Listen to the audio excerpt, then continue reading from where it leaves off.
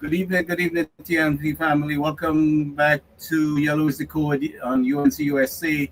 Tonight, I have Mr. Singh with me, but I'm most fortunate to have uh, our former Miss World TNT for 2015, Kimberly Farah Singh. And I deeply appreciate Kimberly taking the time to join us here on Yellow is the Code. And I wanted to get a little feedback from Kimberly as to how she feels about the change in government and what she's looking forward to under this new government. Kimberly, if you could just give us a little perspective on your end, please. Hi, good evening to all your viewers. So I think that there's a lot of expectancy in terms of the shift in governance. I think on the ground, people are quite expectant. We're hearing a lot of people very eager to see things rolling out. Um, Personally, I've been paying attention a lot to the political landscape in Trinbago for quite some time, and seeing the shift, I mean, is good. So I think, like everybody else, I'm hopeful, and of course, I want to wish the new government all the best for the next 5 years. Thank you, thank you. So, Mr. Suman Okay. Singh, Um, we saw the Prime Minister made some serious cutbacks, cutting all the perks and all the excessive spending so that she can relocate those funds to serving our citizens. And I really deeply appreciate seeing her doing that. The need is definitely needed on the ground. There were too many people have suffered over the years and not getting the help that they really needed. So I am looking forward to seeing how this is transcended, and maybe Kimberly can jump in and say anything at this point if she has a point of view also. But Mr. Singh, if you can give us a little perspective from your end. yes, this is definitely. Hi, Kim. Good to see you in the program, Hi, hi. and welcome to all. Yes, I think this is much needed. There are lots of ways you can cut funds where there are duplications. I mean, ministers get a housing allowance.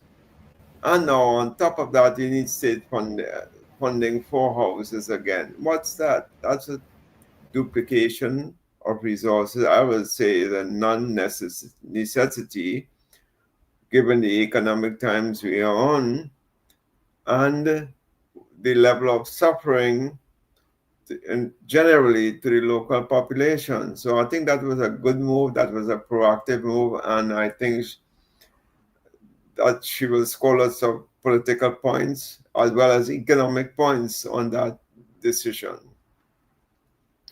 Secondly, I think that it augurs well to anyone seeking high office to let them know that these folks on cars and so on is cars as well as in housing is limited.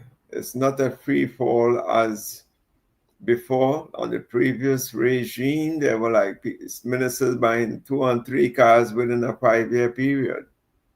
One wonders what are they doing? Is it a reselling market or what?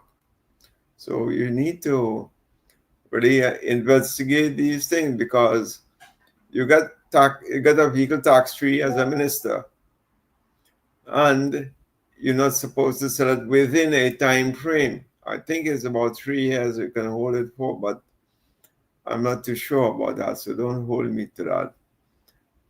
But in any 5 year period, if you having 2 and 3 cars, it means that you're taking advantage of the system. You're literally breaking the law by purchasing these other vehicles, and I say other meaning the additional ones, at the duty-free concession rates. So you're literally robbing the country of much needed, taxes. But Mr. Singh, what I saw is that a government was spraying while depriving the citizens. They were telling us tighten our bills. They made so much cuts. They closed down the refinery, and I mean we saw how this decision ricocheted across the country, especially in the Southland with all the business alongside it closing down or going basically bankrupt, and they continue, expanding their resources towards them while they cut on our citizens. So it's a prime minister after my own heart. I love this lady. I just love the fact that how she hits the ground, Yes. dealing with the issues, and she's coming with an iron fist, and pretty soon she will be known as the Iron Lady of the Caribbean. The She Thatcher, the doesn't have Margaret, that name, but they The didn't make Margaret, this as they say so. yes, yes, the Margaret Thatcher of the Caribbean. You're right. Coming You down with a know, strong hand twist. You got. She's doing what she said she will do, and she's doing what is best for the country. What take it but or we know, leave we it. all know. Go ahead. Go ahead. No, so we all know that this is the prime minister who has the people best interests, and we are seeing that roll out from day one. As Yeah. much as they are trying to create, propaganda and saying, "Oh, she will draw back because she said, she was going to do this, and now she's saying the treasury don't have enough money." But she's making the cuts to reallocate the funds towards serving our citizens. And this ties back to her main goal. Whatever she is doing, our plans to do will be people-centered. The benefits should redound to the masses and not the elites. And I think people will gravitate towards that concept because for too long, the rich definitely got very richer, and the poor definitely got a lot poorer. I mean, has literally decimated the middle class because the middle class fell into poverty through losing their businesses and so on. I'm reminded of the Marcos family in the Philippines. Remember back in Yes, the yes, it yes. was like Imelda, they would live Imelda, large and just oppress the people. yes, Imelda Marcos, who had 1,000 pairs of shoes.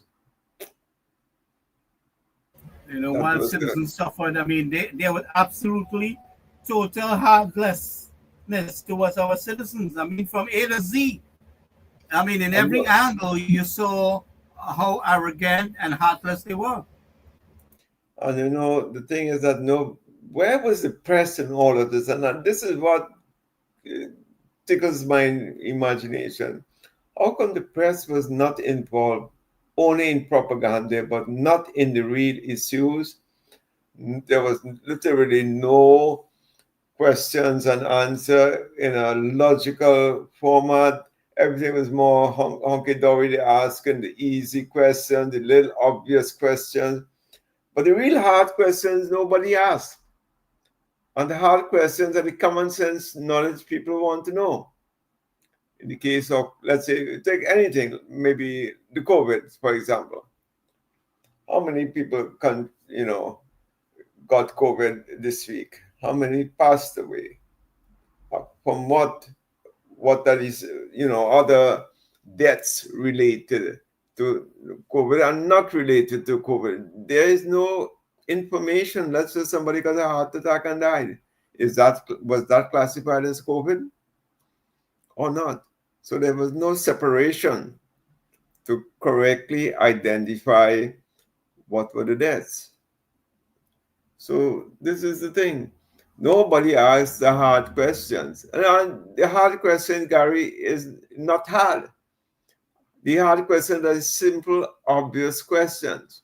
Okay, we're building a road in Grandi. How long is the road going to be? Let's say 10 kilometers. What is the cost of that road? Expected date of completion and starting date for the contractors. They don't ask these questions. You only hear $1 million figure on the Sunny Valley Road costs X amount of dollars and Y amount of overruns. That's it. And it's done. Conversation stops there. There was no explanation as to, why there was cost overruns. Was it because of change of scope? Was it because of unforeseen circumstances or just bad project management? So nobody knows. So then the next time around, instead of taking corrective measures, you do the same thing again, and you have the cost overruns repeating itself. And I always telling you, the Tobago airport, how come there could be nearly 50% cost overruns on a project? On a project, you have 50% cost overruns, and that project ain't completed yet. Nobody knows when it's going to be. It seems like they were looting the treasury, you know. But you know what you know what's mind-boggling is that how the press lost their voice under Dr. Rowley, you know. Yeah, but not only the press, you can call everything. The Chamber of Commerce. Did you hear what they said? Or did not hear what they said? You couldn't hear what they were saying because they didn't say anything. The Chambers of Commerce, everyone that is speaking up now, as Mrs. B says, Prime Minister, they finally found their voice, right? All of a sudden, right? Even UV lecturers and analysts and so on, where were they all the time? One guy yesterday, the criminologist, saying he wants Kamala to explain the reason why this guy was fired. What? Where was he all these years? Why didn't he ask questions? Why did he chastise Dr. Rowley? Why he interfered with the merit list? Huh? Nobody then chastised Dr. Rowley. That first he denied it, and then he admitted it. Yeah. Right? Only because of pressure. Dog back, right? Yeah. Only happened because of pressure from the opposition leader at that time, the Honorable. Yeah, well, we know there was denying the fact all the time. Yeah, all along it was being denied. All along it was being denied. Where were all these people when they said they want to tax pensioners $25,000? Where were all these people? Even the press, where were they? Everything was sidelined, and they just keep their mouth shut. That's what I'm saying.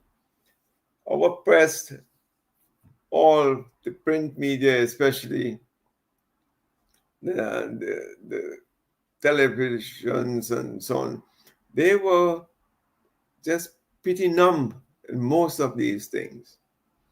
And only when the opposition leader at that time brought out the issues, then we, the population, get to know a little bit about it. So all in a sudden, everybody wants, explanations why this is so, and so on. I'm even reading today in the newspaper, you sent me the copy there, that the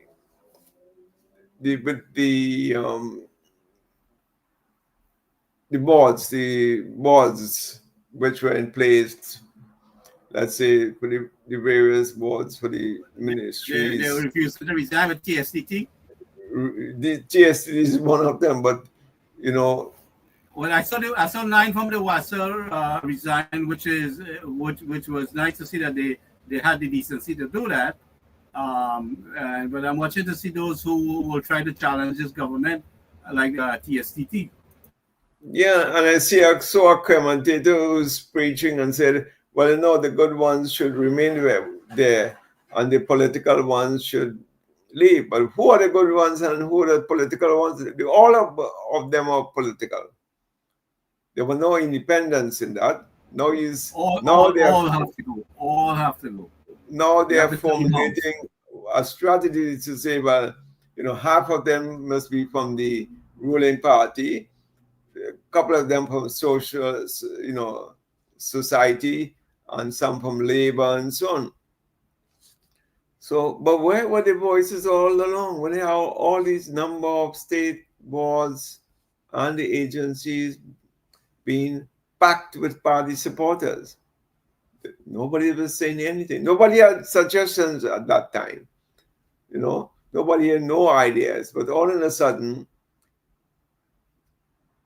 after a certain class of people is being terminated or resigning, all of a sudden they need answers to these things. And I definitely don't want the PM to go into that trap of trying to explain the reason why someone is remaining and most had to be terminated. No, don't get into that at all with the public. You are the leader, you are the CEO of the government, you do what's right for the country, and put the people who you think are most capable of doing the job, whether across, political lines, social lines, economic lines, and so on. So you got to change the system, and I know you will change the system because you said it's a government for all. When UNs win, everybody wins, and you are exhibiting that in practice. So we all should be proud that you are sticking to your word. Also, I saw today, Gary, if you can remember, the Miss MP Khadija Amin was very forefront yesterday. Yeah, she hit the ground. She hit the ground running, Mobilizing. and I expected that. Yeah, but this is just the second week, and she was able to mobilize a lot of equipment for the various municipalities to tackle the question of flooding. And that is so important that this said that, in fact, at the end of the month, the rainy season kicks in. And a few days before, a few days after can make a big difference. So this is very proactive thinking. And one wonders what was being done all these years. I mean, there was perennial flooding, not once, twice, sometimes 3 times through the year. People lost everything. Most of them have not been compensated as of this time, up to this time.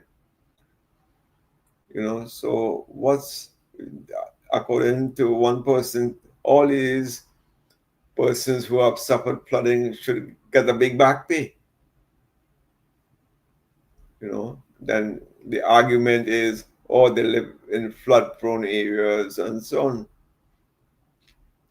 Well, if it's flood-prone and you're not cleaning the waterways and the drainage, and you're not tackling the problem of the sluice gates and so on, the massive pumps that you have to eliminate or reduce the flooding, there should never be flooding for more than a day or two in this country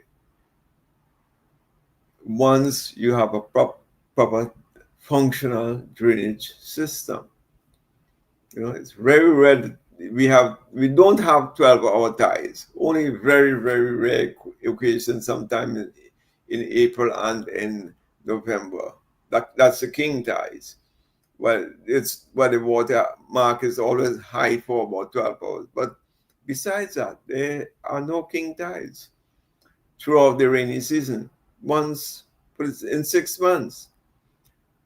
So with proper management of the water and the drainage systems, I think we can lick that problem.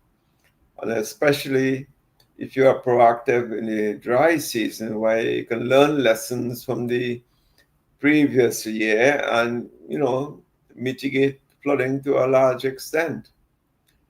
And mind you, this has a number of repercussions. When there's flooding, as it used to be, you cannot plant. You cannot plant in the rainy season, and for a good 2 months in the dry season, you still cannot plant because the land is so waterlogged, And this is what, so if you want to plant short crops, let's say in January, you can't do it until March because of the water. And by the time March comes around, the land just cracks up because of the heat now. So you just suffer. You literally suffer. And that is why agriculture in its traditional form is suffering. Not to mention the losses that you are personally incurred in the rainy season, the flooding with all the housing, what the furniture, the fixtures, whatever, beds and mattresses and animals and your chickens and what have you. These things is perennial, and to experience it 2 and 3 times a year, you know, it makes life very difficult. And some people just don't care because they have never experienced the hardships during a flood. During a flood, when you have to buy, new equipment like fridges, But stoves. just imagine the labor you have to put to get these crops growing, and to have everything just come and washed away. I mean, that's your whole life, and most of these problems could be prevented with simple Correct. maintenance. Not even Correct. getting into the bigger infrastructural part of things. Just the simple maintenance, So I hope that this proactive measure brings fruit, and I wish they could get some of the corporate private citizens as well involved in it, some of the bigger contractors with heavy equipment and manpower to work along and complement the ministry's efforts or the corporation's efforts to get this thing going, because I mean it's much too costly for the citizens to bear this cost year in, year out, year in, year out. Could you imagine you're living in a in a low-lying area and you have to say, I wonder how many floods we may get this year. Just the thought of it, anytime rain falls, you think, is it going to flood today when I come back from work? If let's say working in Port of Spain from south, and will I be able to pass, drive my car to get home? What is the situation in my home, at my home will be? All these things, your mind is preoccupied with all these things. So I think it was a very commendable effort on strategy to think about this as a matter of priority for the sitting government. I think it was a great move to start with. Especially this time of the year, we really have to hit the ground running with this. If we're really going to prevent a lot of the destruction that takes place a few times a year to people. I mean, and the help from social services, not very. I mean, I know people maybe a year and 2 years they were still waiting for that assistance grant that was supposed to be granted to the flood victims. They were always delay and suffering them. I mean, so I really applaud our Prime Minister for cutting all those extra funding and removing things and putting it in the right perspective. Correct. Let the money die for to where it's needed the most. If it's in social services, let it go there. So I commend Barry for his stance on what he's doing with TSTT. He's on the right track. I want to lend my support there to him, and I want to say to the PNM back, we are in charge now. And when I say we, I mean all are we. Every race and creed and size and height, and you name it, an organization that came on board with the UNC is in charge now. They can't point fingers to say, well, this is the Indian party, blah, blah, blah, yeah, blah. They like to do that. From the time I say we, which we are referring to, you understand? Yes. But UNC is a multicultural, multiracial, multi-everything organization party. And it has transformed itself to incorporate the widest cross-section of the population, regardless of race, religion, religious ideology, social status. It has crossed the boundaries in different areas, and this is perhaps the only multicultural party. It's always been. Is the PNM has a base that tries to paint that kind of picture, and remember in 2020 they spun the comments of Mrs. Bisesa into meaning something else, right? And they ran with it. You couldn't change even though it was in the print media, what she said, they spin it on their program, convincing people she said something otherwise, right? But Yeah. God, when God take an action, the PN, you sit back and see how God capsized the PNM in this election.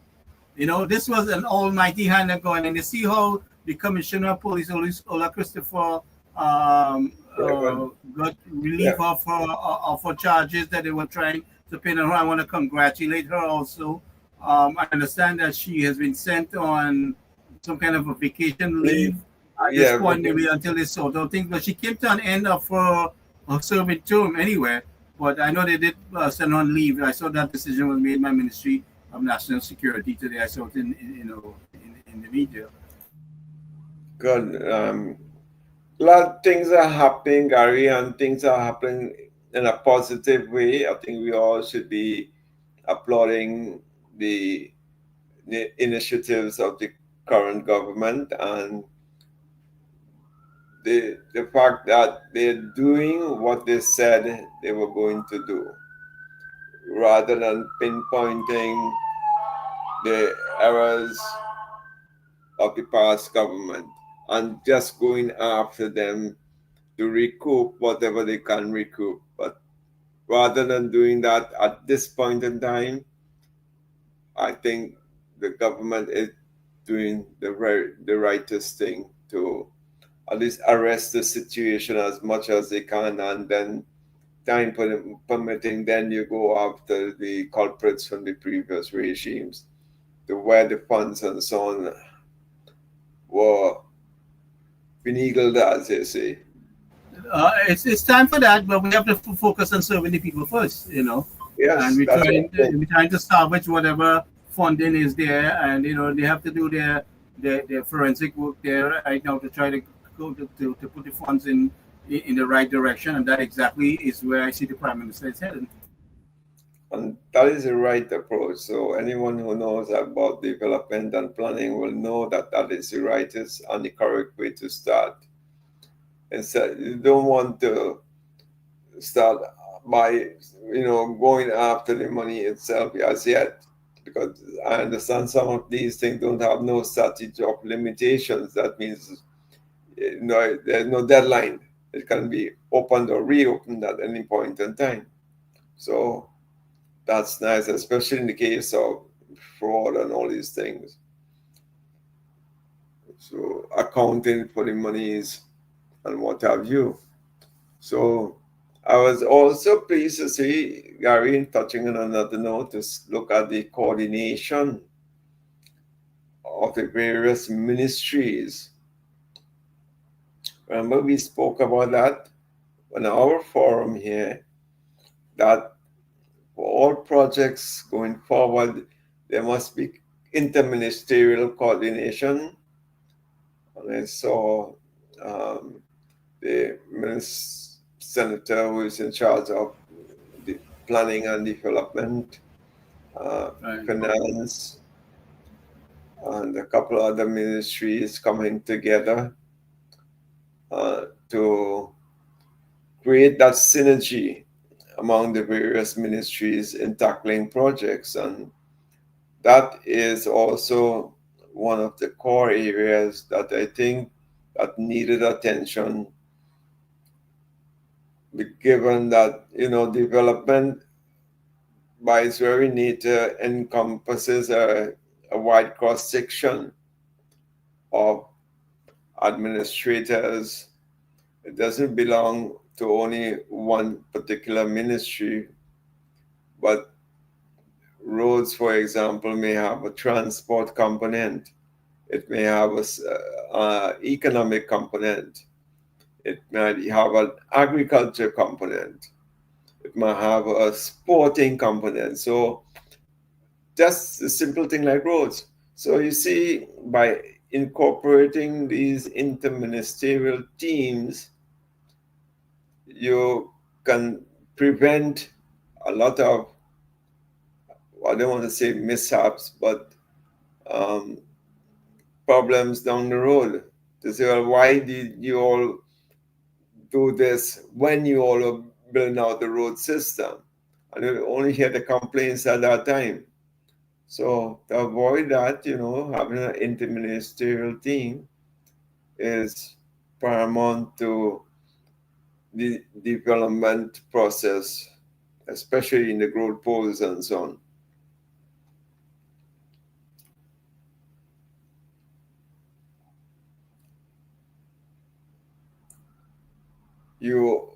I mean, definitely, that is something that, we're happy that we talked about it and we see it happening.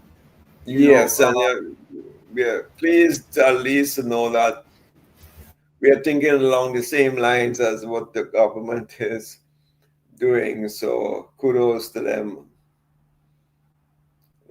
Just that we want to see the deliverables, and people expectations are so high for deliverables, and they say, oh, we need this by next week. If you don't, they want to chastise you.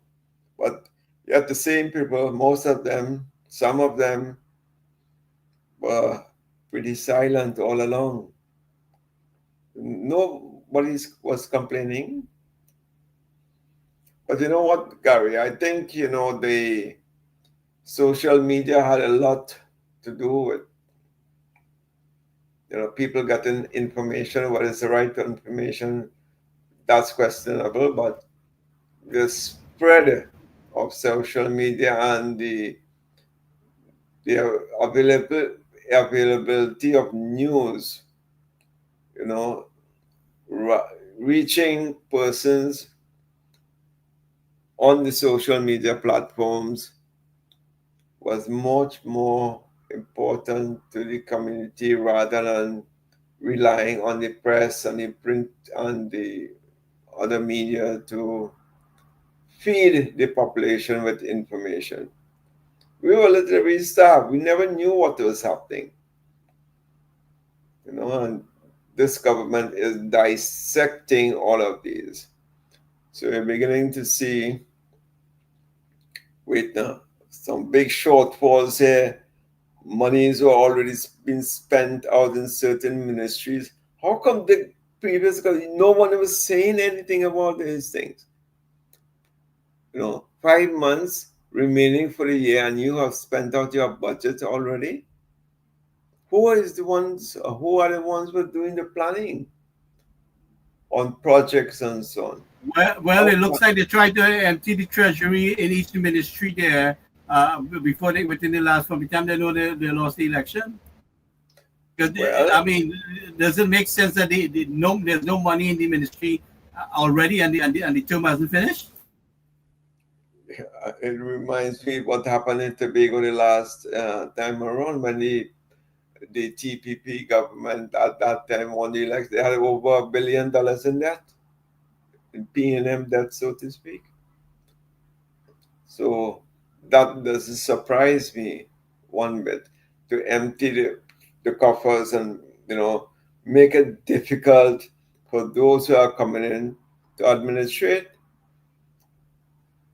Yeah, do you see how that was the objective? I know that was going to be the objective. Yeah, so assuming, how would they have run the country had they returned into power for the next 5 months? Because all the money was already committed and spent. What was each ministry supposed to do in the next 5 months? See, that's the question. Ministry of Health has over $500 million outstanding in payables.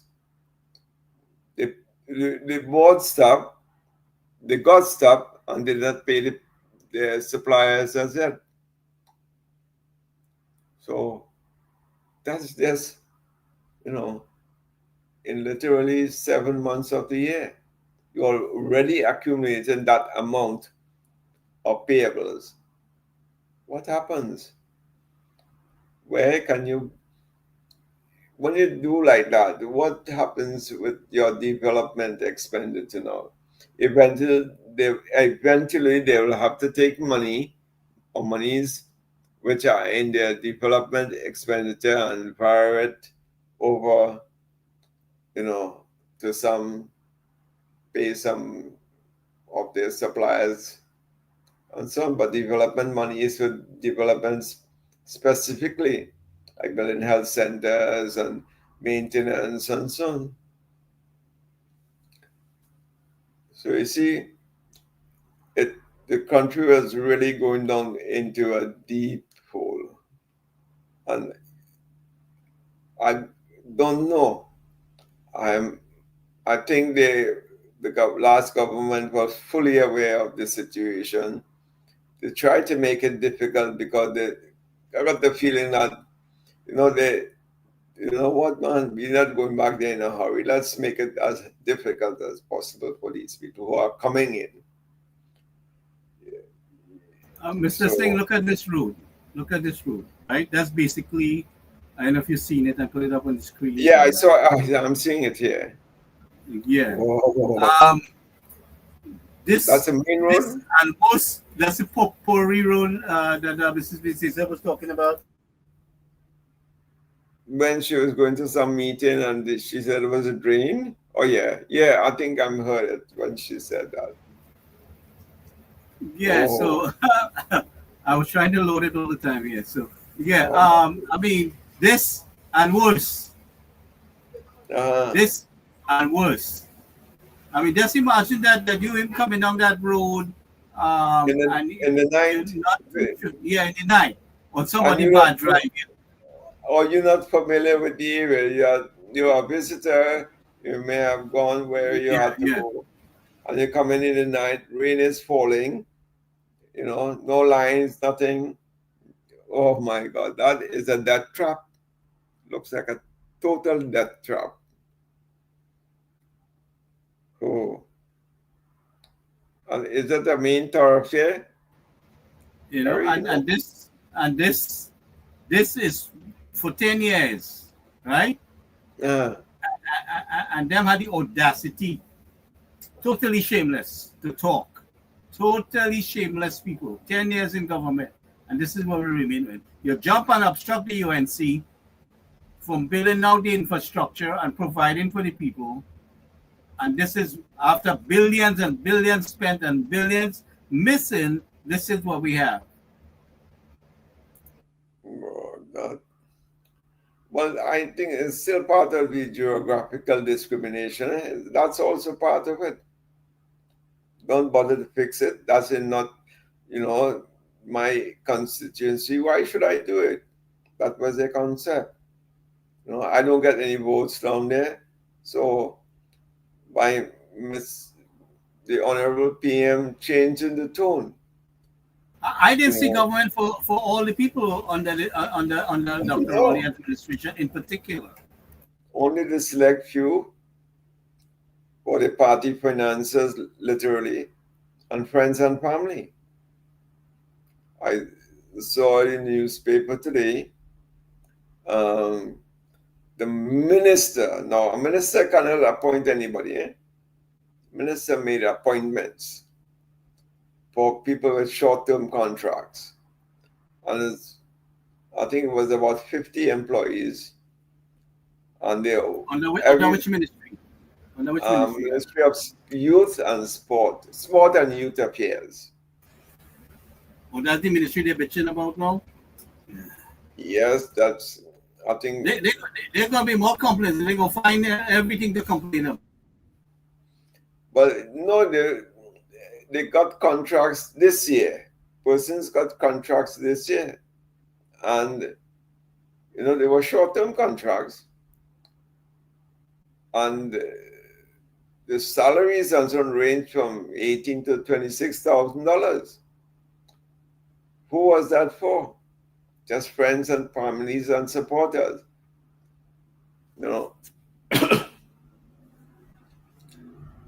So these things have to be thoroughly investigated. And I think the ministry's HR department, along with the PSS, have to identify where it went wrong. Was it deliberate? Was it done underhand? Was it done by whose request?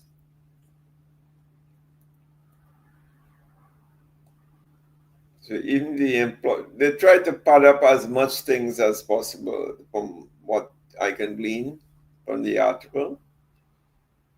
They pad it up with their supporters and support base. So if they win, fine. If they lose, well, make it difficult for the existing party, like what Barry Paderot is experiencing today. People failing to resign on their own, and some suggestions in some circles saying, well, we should keep the good ones and eliminate the rest. Who are the good ones? How can you identify a good one from a not so good one? What is the criteria you're using to determine Well, that? based on the performance we have, could we assume that any of them is any good one? Well, that is what I'm saying. How can you identify who is the good one and who was not the good one? It's all the same brush, man. Come on. There was no transparency in dominating these boards. Were you choosing the best people for it, regardless of party affiliation, or were you just putting your friends and family and party hacks into those positions? When you do that, and then the country starts to fail and fall back way behind, then you begin to see the result, because everything has an input, everything has a processing, and everything has an output. So it's an input, processing, output formula. Welcome, Dr. Parun Maraj. Hello, good night, good night. Hey, good night. Very occupied in the hospital, very occupied. A lot of cases, but we're resolving. Nice. Well, you're a hard worker, so you 16 hours a week, a night man. Yeah, we got into the hospital, but we don't know when we get out. So Very good, yeah. Wow. Yeah, that's his dedication we have here. We are trained like that. We do that, and it's for love of medicine, love of science. Yes, well, it's always good when you have personnel like you around in a working environment. You can be a really superstar for people to look up to. Well, I am not. I don't think I'm a superstar. I think the people who come to me are superstars. I look at it different like that. You're right in a way, but I turn it around for a superstar to come and meet me. You see? Right. But that makes you an even bigger superstar. If a superstar can come and meet you, it makes you bigger than a superstar. You know what? Yes. Is that road I see there is Oropuch? No, this is a road, Gary said, is Papuri Road. Papuri Road, that's a main artery as you go from Princestown towards Moruga. Okay. Very, very important road. Yeah. If you look at the roads in in Oropuch, Sani Grande side, it cannot pass there anymore. And there's a lot of construction was done on the bridges and fall down after. Oh my God. Yes. Work done on 6 months, 7 months, 3 months, and then they go again and do the same work again and it fall down again. So there's something going on there with somebody with the PNM government there with contracts, Yes. Make your friends and family rich or even richer. Yeah.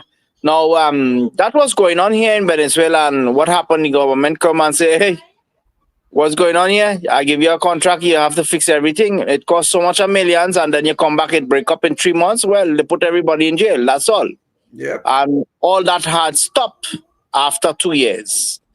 Now you build a road, the road lasts 5, 6 years, even more, right? But before, this same nonsense was going on. And they get very serious with these contractors.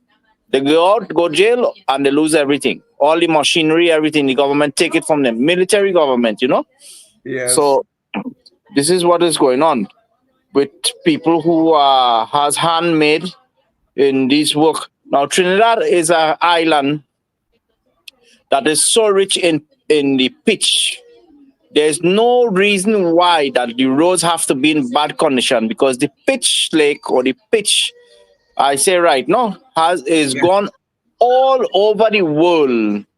All over the world. Even we buy pitch.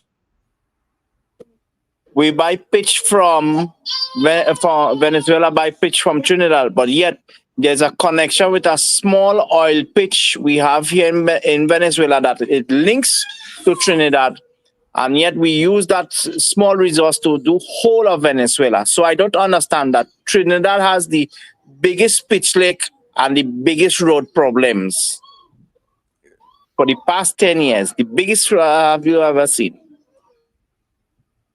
There's no justification for that. You're absolutely right. There's no justification for a lot of things, how it was done over the past 10 years. Was there a justification for cutting out the laptops, which were introduced between 2010 and 15? What was the justification? It can't be COVID, because 2015 to 2020, what was the justification? There was no COVID then. So you see what they wanted to do by eliminating the laptop project is to maintain our citizens below ignorance, or below not to have proper education, or not to advance in education or in technology. Let's say, okay, there's books and yes, but we have to improve in technology. Here in Venezuela, started to give children laptops. You call it Canaima. That's a contract with Samsung, right? And why they did it like that way, put a certain type of laptop that no one's sell. It was a specific laptop that anyone sells it, or where you buy it from, who buy it from you, who sell you, right? And you go to prison for that. You can get charged for that. So that is a laptop for free, and you cannot sell it. Now that laptop now came from after laptop. Just now, my daughter is there, so I just changed it. So yes, after the laptop, they have advanced in other technologies. Now they are not giving laptop; they are giving tablets, very good tablets. Very high quality. What happened? From that carrying a big bag of books, now you reduce everything to PDF, and the children are just carrying everything in their schools. Now there are more books with laptops. You understand? And tablets, much more books, much more advanced books, and the cost of education for the parents went down so drastically. All they just had was to just get the PDF and share it in school. Now all those PDF books are for free. So these people who print books, they went out of business, right? And these are the same people who are suppressing the nation by putting high prices books. I remember that very good here. They put books. Next 2-3 weeks, next year, they raise the price, but they change the model of book. So you cannot use that book for your next child who's coming up to the next standard. You know, they did it in such a way.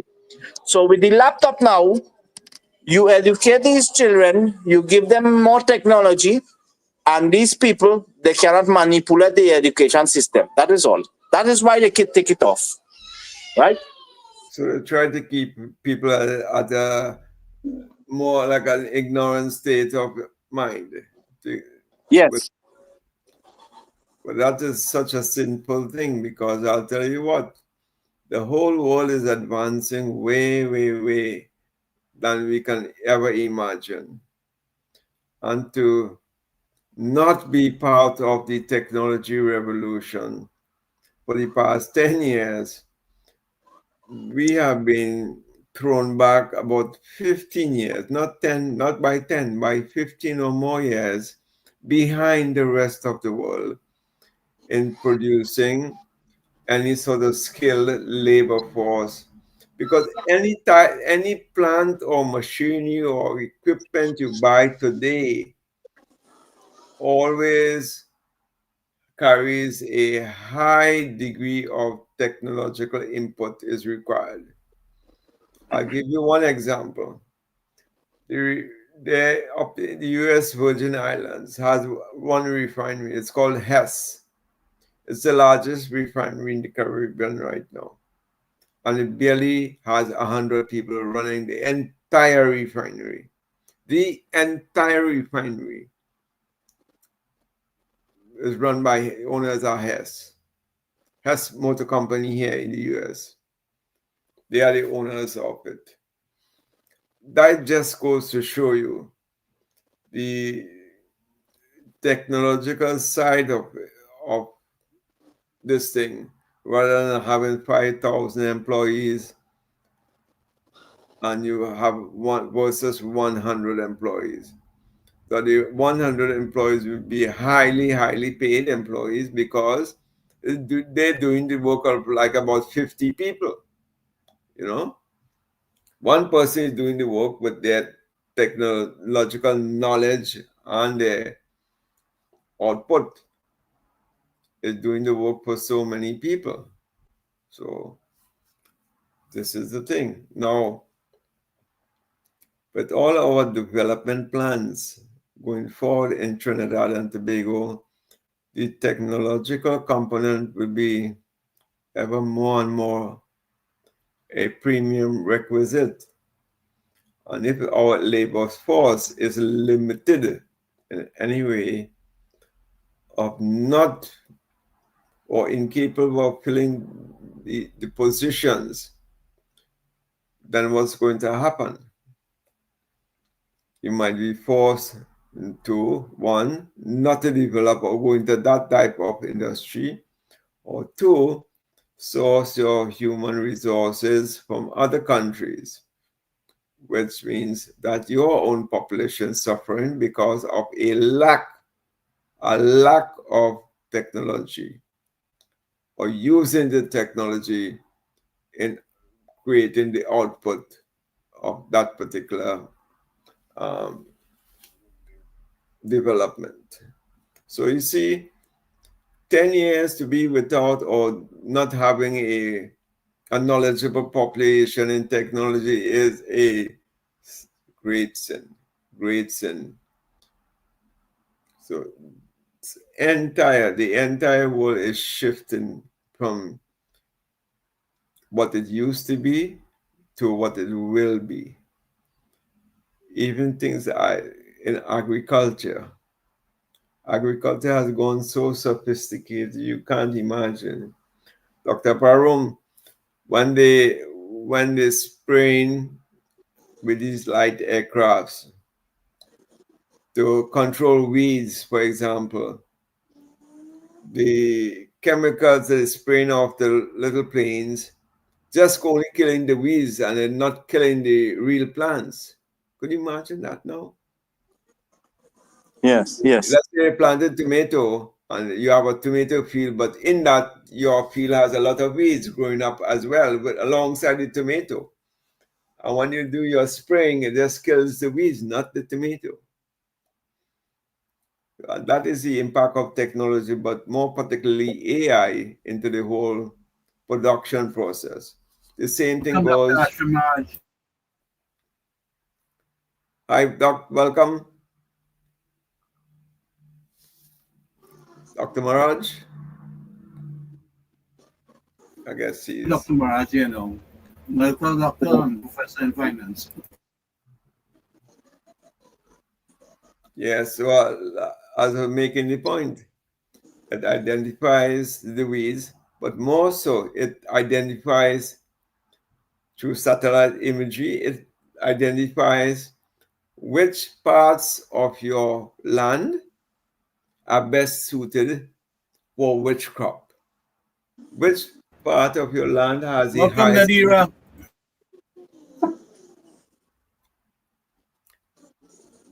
You're going to say... Yeah, which part of your land has the highest amount of moisture? Which part of your land has the highest amount of nitrogen?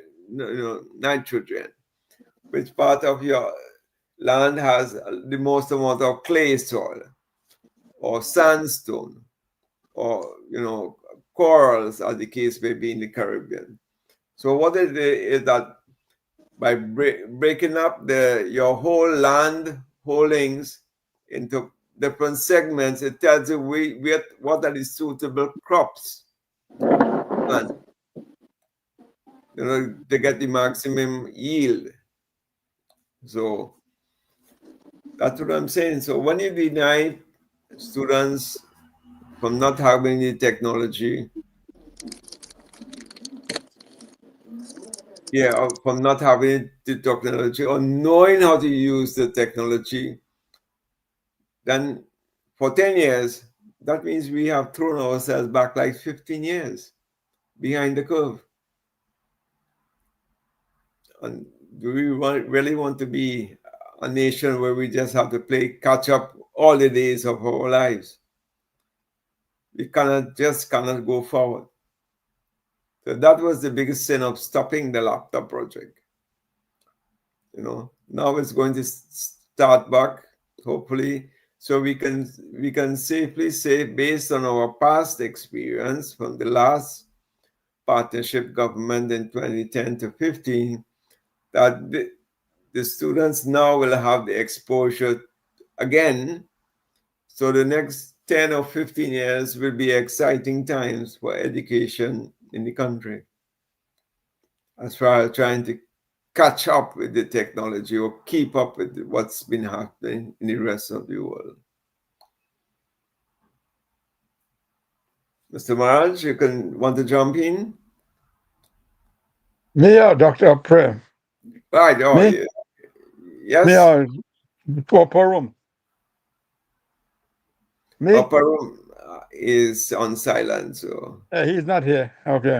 Yeah, no, he- yes, I'm here. I'm just doing something here. yeah, I'm just trying to catch up with what's going on. I think you're all discussing agriculture, and I see you have a slide up.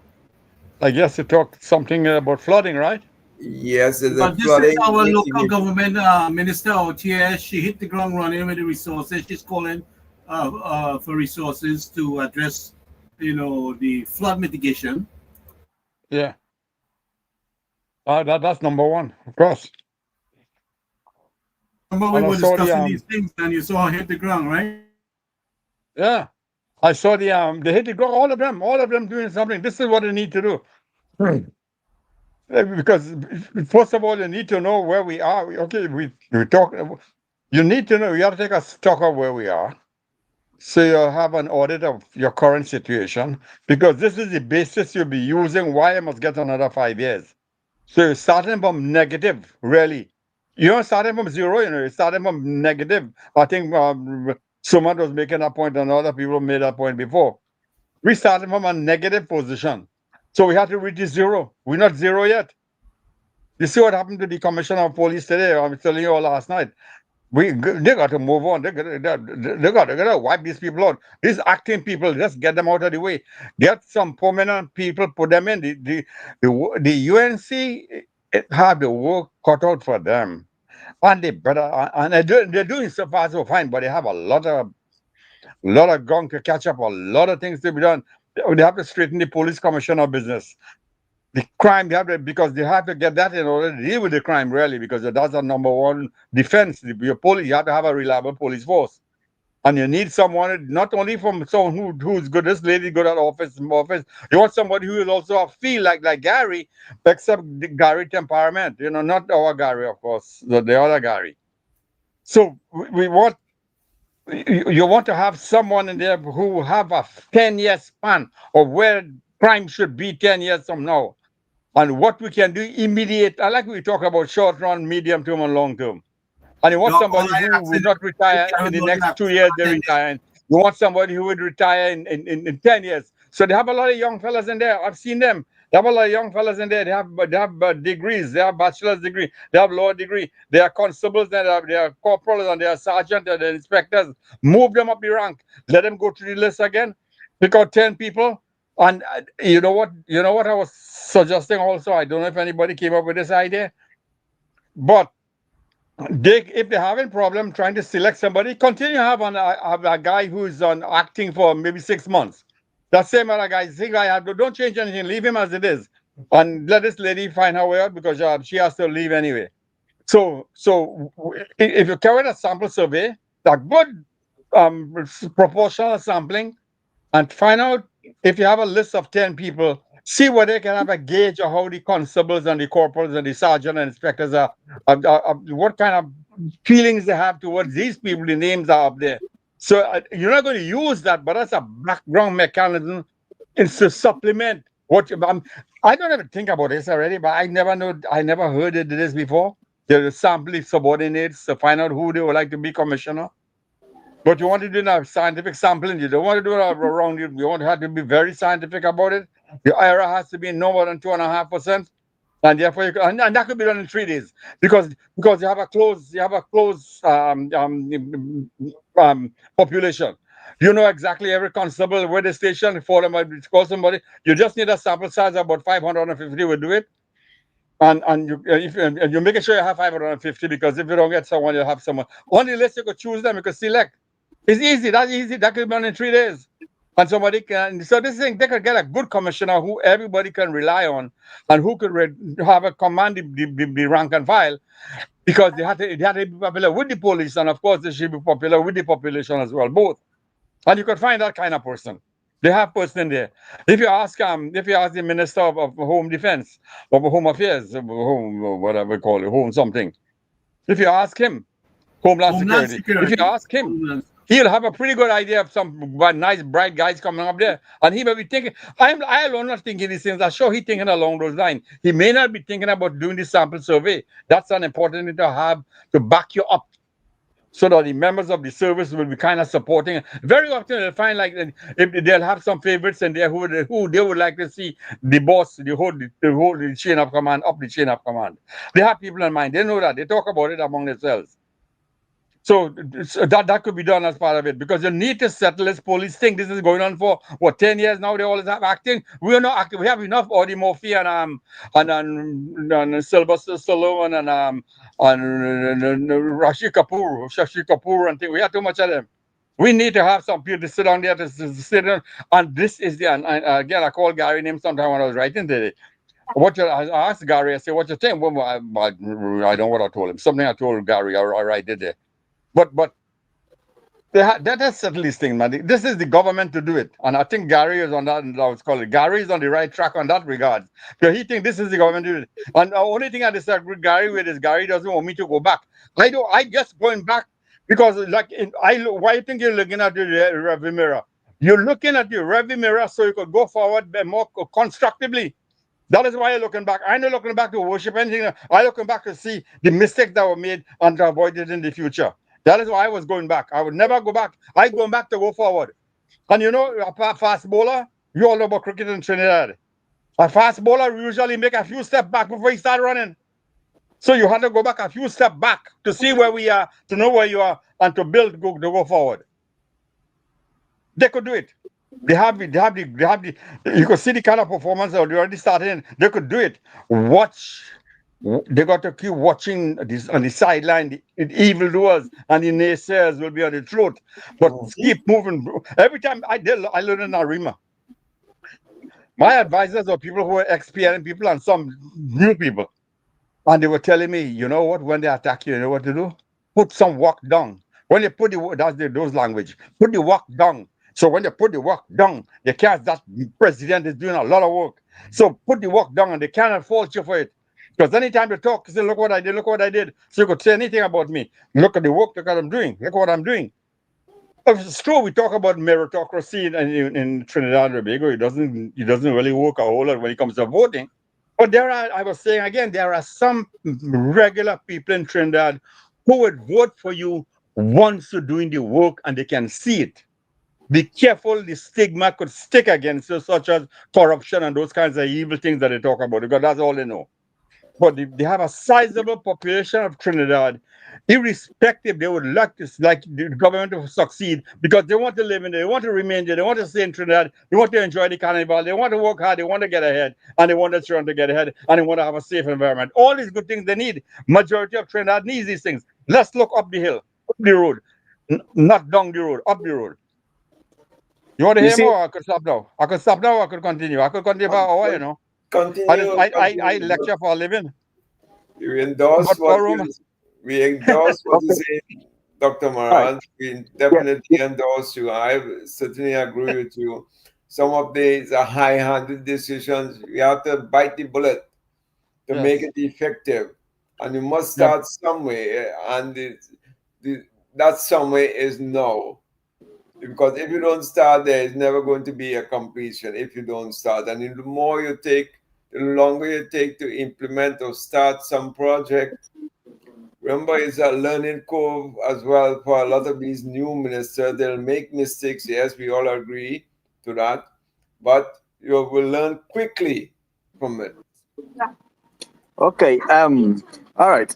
The crime situation here in Venezuela has decreased a very high rate. What the government did here, the present government did, is intelligence work, right? Who is who is police and who is bandit? If he is bandit, bandit. If he is police and bandit cannot mix. You know.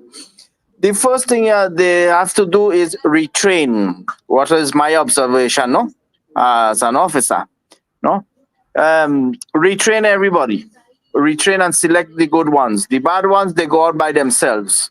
And as how Miss Kamala said, when you see a bandit come in your house, you put down the pin on him completely. There will be a way of thinking of them they will think twice to invade your house or to hold you up, right? This is the way it is. This is the way here in Venezuela, because it's not fair that I have worked so hard for my home to protect my family, and someone who does not do any studies or anything like that, or just came because he's bad man, he want to take over everything, damage me, shoot me, or kill my wife or children or something like that, and then he go out free. In the past time of 10 years, that has been happening. The increase of home has increased, right? And you Yes. telling me you want to take away firearms from law-abiding citizens who are very respectful businessmen, right? Who businessmen produce for the country, they produce employment. So there you are on protecting these people and arming bandits or delinquents, you say, to go out on these people. Kamala is right. They come in your house, you empty the pin on him. Empty it. I would not hesitate to do it. Right?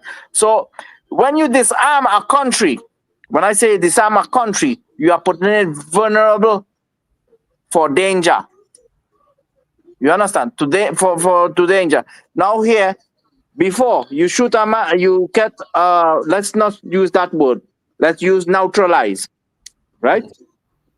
Neutralize an individual or a person or let's say object, or neutralize an object that invades your home.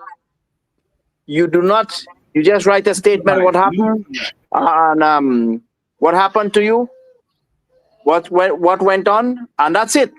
That's it. Right? Now the Bible authorize you, if you look at the book of Genesis, no, Exodus, the 10 commandments, thou shalt not kill.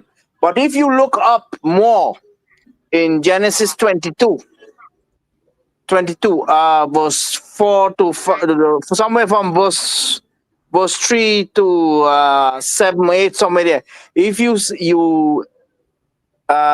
he who dies of the lections, I do not know the translation very well, but if you catch someone is wounded, he say, and he dies because of his wound, he who wounds, that will not be punished. You understand? But he also speaks, if you get overpower him, you tie him up, and then you kill him, that is assassination. But in self-defense, no. So this government say that you cannot defend yourself, right? You cannot defend yourself. In the Quran always say as well, if you look at the Quran, eye for an eye, teeth for teeth, right? So if you come to my home lawfully, I'm saying it is happening the way that it is happening, these things, is you are authorizing me to take my rights. What is my rights? To defend myself. When you violate the human rights of another human, you as a human, you lost your rights. This is what's going on. But this government give these people rights, protection, food, health, and what is going on with the honest population? What is going on? They have nothing. They are vulnerable. They are sitting ducks. So in there is a work to be done, intelligence work. Mr. Singh, I do not agree with you that a minister can make mistakes, and that no, a minister cannot make a mistake. He cannot.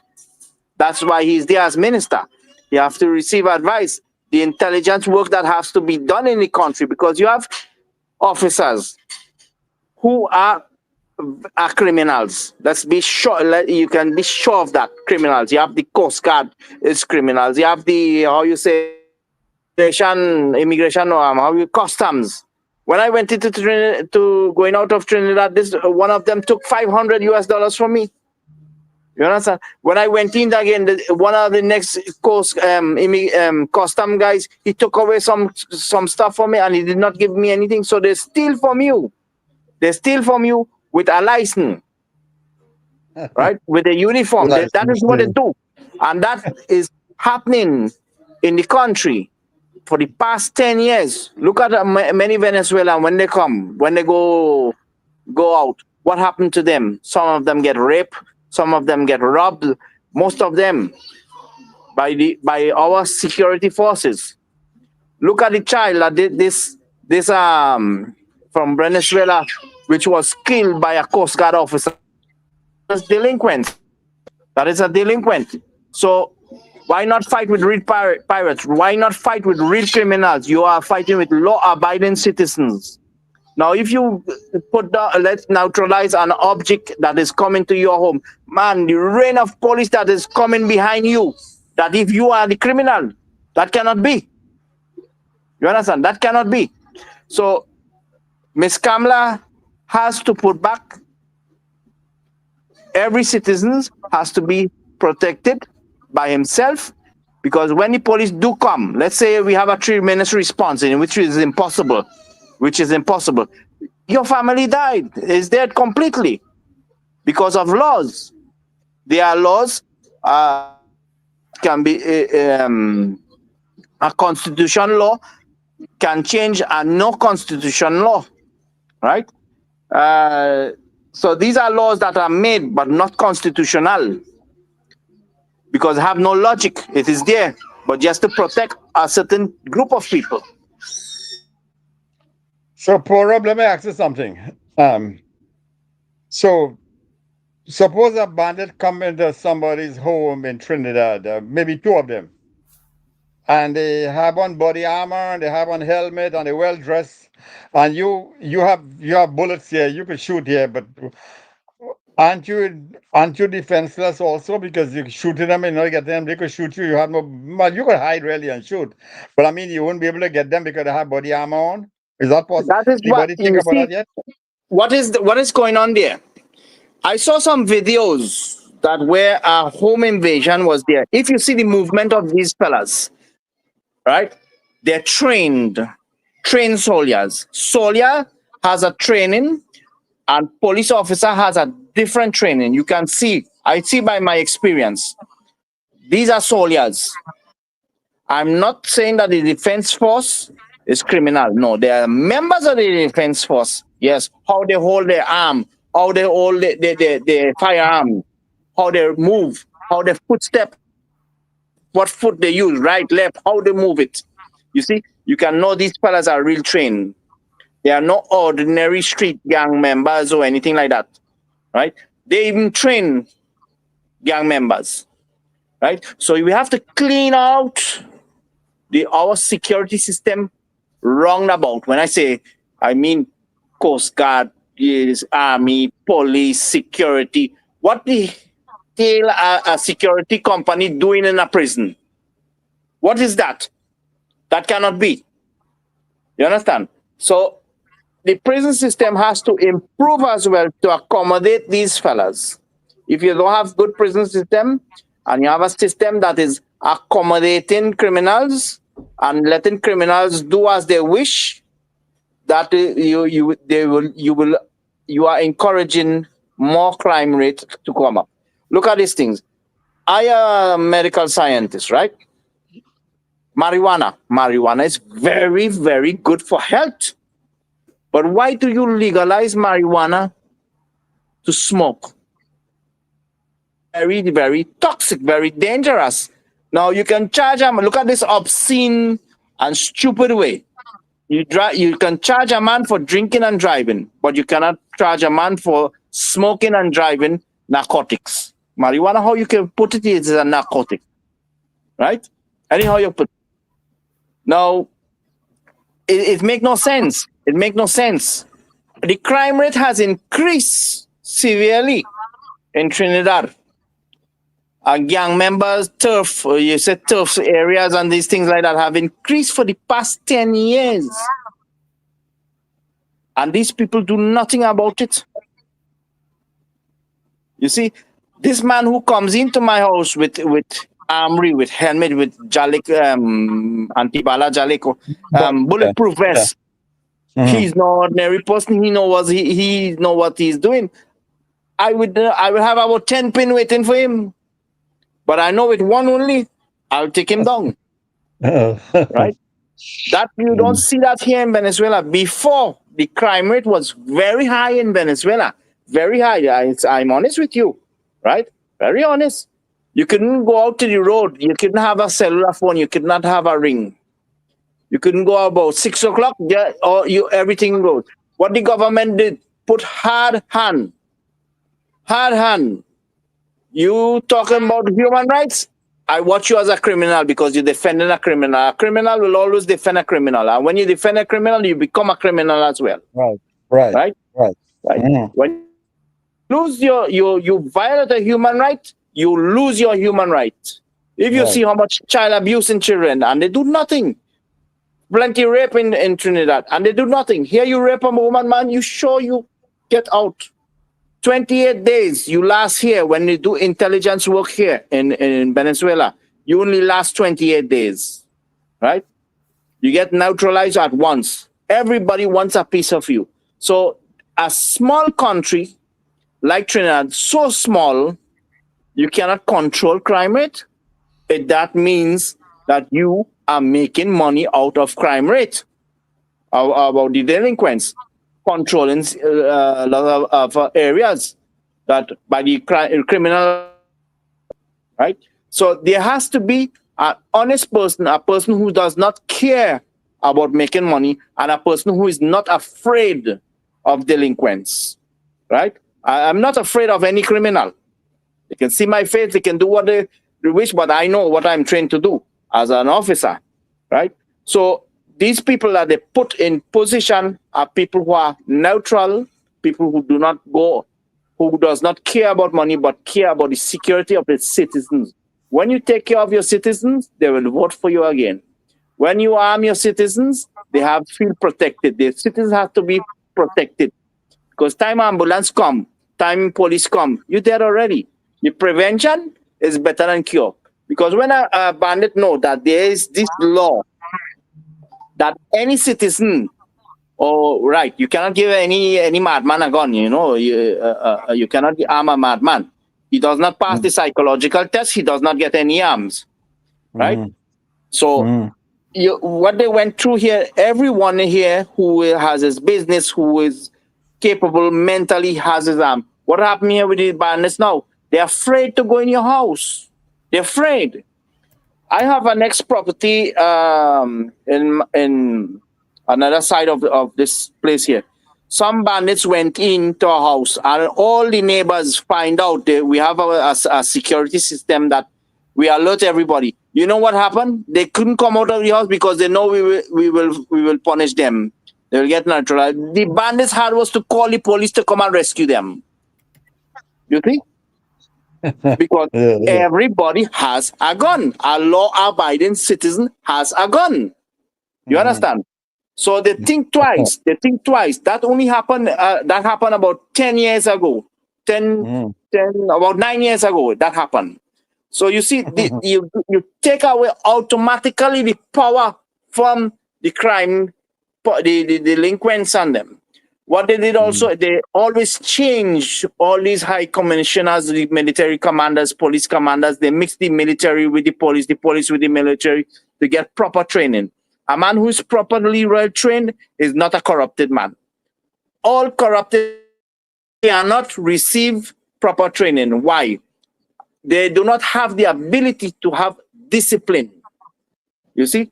And a commissioner of police, a commander of police, or director of police is not in an office. I delegate everything to office. Office work, do office work. I go to the field. Right? There was once a time that the police, well, I would not say which one of them, they say don't bring any prisoners. You just go out, get prisoners, don't bring them back. Don't bring them here. So this now, with this crime situation, it went down drastically. Drastically, it went down. Now, when you're thinking about human rights and this and that, and he's a boy, you have to neutralize him. You do that for 1 week or to a couple fellas who are playing real young members things, this will disappear. But my recommendation is put good salary, not this hungry salary that the PNM government has placed to good people. Increase promotion by the intelligent ones, right? The corrupted ones will go out. You have no justification to be corrupted when you have a good salary, right? These people, some of them, you are giving them justification, but a real soldier, a real police does not commit crime if he has good salary or not, right? But these fellas, the majority of them are committing crimes. Look at the one. I saw one had a tattoo in his neck, a police officer. I said, well, what is this, man? They speak to you how they want. They tell you what they want. But if you want to see real soldiers, and they play soldier, they play police. But if you want to see real soldiers, come to Venezuela. Come to Venezuela, you see real soldiers, right? They only know how to mistreat the population, not to take care of the population, right? Come to Venezuela and you see real G.I. Joe and real things. You will see that. Let's go to the Amazon and you see. You understand? So these fellas has to be trained real good. And when I did some programs in Cocoyal sometime, they were training some soldiers there. I was there.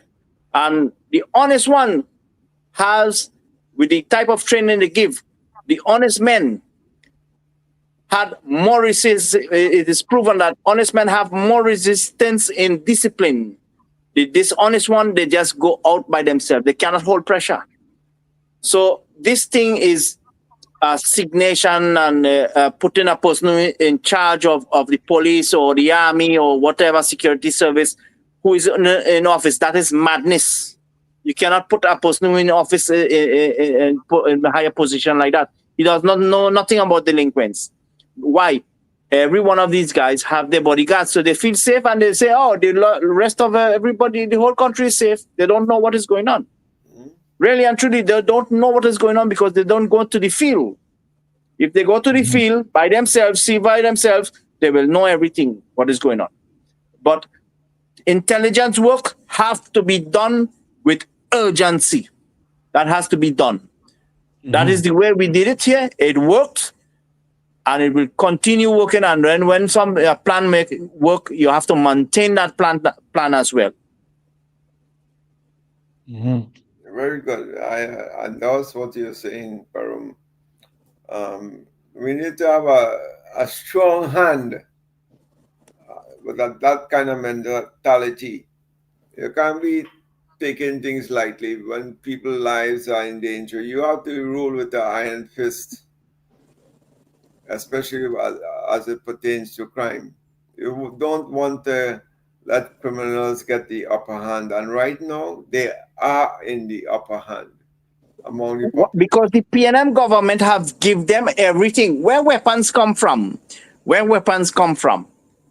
The government have permitted them in how you say customs as well, and the borders as well. You don't even need them customs. You have the border wide open. Anything can come. Wide open, yeah, as well, coming in, right? Wide open. But why don't you sell arms and ammunition to law-abiding citizens. Why don't you give them access? No, you take it away from them. Law-abiding citizens, you take that away from them. You take away the protection from the people. But you're bringing in people who are criminals. People are running away from Venezuela as well, right? And they go because they know here they will get catch. They are definitely guaranteed that they will get catch. So they run away, close way to Trinidad. So he go in there and play gangster over in Trinidad, and then, but he know over here, he go be around so long. But in Trinidad, yeah. You understand? So this thing has to stop. How you stop it? Intelligent work, arming the law-abiding citizen who has no criminal records, none at all, but he's a law-abiding. How is possible this owner of this mall was kidnapped by some criminals, was chopped up in pieces and thrown to the sea, and then after you tell me the government have to pay them money for damages? That is insane. That is a businesswoman. That is a woman who give a lot to the country, who have employed a lot of to the country, and you let these criminals get away free, and then you pay them? What is that? You all heard about that case, no? Well, Yeah, I know you're talking about the extra food Yes. CEO. Wenja Paul. Naipaul. Well, the evidence, when the evidence gets destroyed within the possession of the police force, number one, right? We have all these kind of things going on. There's no honesty. There's no honesties. It needs to have retraining. Man, very, very, very, very important. But you have to look for people who can really train these soldiers, these police, to do police work. Not train them to have their tail between their legs. But the training, the management and supervision is what fall along on the job on top of the training. I mean, I know we need a lot of training. The training has to be upgraded. The policy has to be rewritten. The SOP has to be rewritten and upgraded. But supervision is number one, and how we manage things. You just let people do what they do for many years, and that's why it became a culture. Well, that culture have to stop, because Mr. Gary, because we stop it here in Venezuela and it worked excellent. If you find a cellular phone here, or you leave it on the ground, because you can get in jail for that. A simple cellular phone, you can pay 3 to 5 years in jail because you find it and you've played dishonest and you give it. You steal it just because of that. So nobody pays attention to cellular phone. In Trinidad, you can have a cellular phone in your hand so much they will steal it from you. Right? Petty things like that. You get in high jail for here. So nobody touch a cellular phone. You can have the most expensive one. Nobody touch it. Nobody want it. Nobody sells back a phone to anyone because they know it can report and get you in jail. You see? So this culture, this criminal culture, have to stop. Have to stop. Right? Because if you look at it, these criminals have control of certain parts of Trinidad. They are controlling. They have control within the courts. They have help within the police force. It's a whole cartel thing. Yes, but how you can do that with intelligence work? Stop it. Look who is the criminal, and you neutralize that immediately. It didn't happen overnight. Right now we have basically criminal investigating criminal. Yes, and they tell you straight. They even inform the criminals what you come here, you do this, you do that. So this is why I always say intelligence work is the best way to start with, right? And the position I have to put a person who is not afraid day or night, right? Day or night, he's not afraid to act. And these people who preach human rights for criminals, let's be sure that you will be sure if you investigate them, they are criminals as well, right? This human rights thing, they defend too much criminal. Yes, There are police officers who are very wicked, who will try to destroy an honest man. Yes, that happens. It happened here in Venezuela as well. But training these officers the proper way, you will get excellent results. Moving these fellas from one position to a next position or next place to another place, because they send me far away from my home. Nobody knows me, so I cannot have any friends, do any favor for any friends. You understand? Nothing. They move me around the country and I don't even know that where they will send me, but they send me. You understand? So having a senior officer one place all the time, that does not work. Move him around, train him a correct way, give him everything, all the tools that he needs, right? Because if you look, how many police cars are there? How many millions they spend in police equipment? And when you call them, they don't have vehicle, they can't come, they have no vehicle. That is sabotage, my friend. Sabotage. A small country like Trinidad, that is sabotage. I don't agree. Don't agree. Right?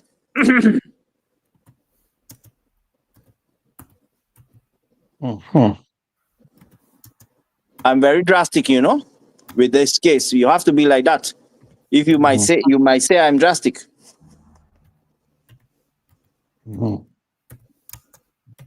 What happened? All you shut up? No, you speak. No. I see the militancy in you that I'm getting scared. I'm a military officer. You all didn't know that, no? No. Yes, you told me. You told me. Yes, because we don't make joke here. We don't make joke. No criminal has right to no criminal has rights. Nothing at all. Has no right. A citizen have to walk free. They say every creed and race shall find an equal place, right? Every creed and race. When you are law abiding, you are creed and race have an equal place. But when you come there to invade the privacy, invade property, private property, you are destroying the country, man. You're destroying the country, right? And that is not forgivable. I'm not God to forgive you. You come, you slap in my face, I throw you down. That slap on your face and then put the other. No, not with me. So criminal, they slap, they go down. That's for sure. But we don't have a jail system, a proper jail system. Here you plant rice, you plant tomatoes, you plant whatever you want to plant. You repair ambulance, you repair police car. That's what you learn. And you don't want to work. Okay, I can send you a next place there. You will be glad to come back. I'll send you to vacation, other place. When you pass there, you don't say you want to come out because you will not come out for 2 weeks. When you come back, you want to work, you want to do everything. You want to do the best you can do because you don't want to come back there. That place, you call it hell. You know? So that's what we have to implement in Trinidad. Not a bunch of vagabonds smoking weed inside jail and eating 3 meals a day. How many children eat 3 meals a day? How many? How does marijuana goes into the prison? How does they get cellular phone? How do you have television? That cannot be. There's a lot of people does not have dinner. A lot of children does not have dinner to go to sleep. But in prison you have 3 meals. That is not fair. Wasting taxpayers' money. That is a waste of money. Right? So we prepare a nice place that they have to go and work. When they see they have to work more harder, he will take more to go to jail. And when you know the law, and you know that the sentence will be 5 to 6 times more, or even life in prison, you will not commit crime. Crime is not for anyone to break, to commit. Law is there for no one to break. But if you know the law and you break the law, your consequences are severe. Yes. But I am looking for, before we get to that point, more of a preventative strategy in how we handle things. The structure we have to build out is a preventative deterrent strategy, because my philosophy is justice do not resurrect the dead. That's how I see it, right? Justice don't resurrect the dead.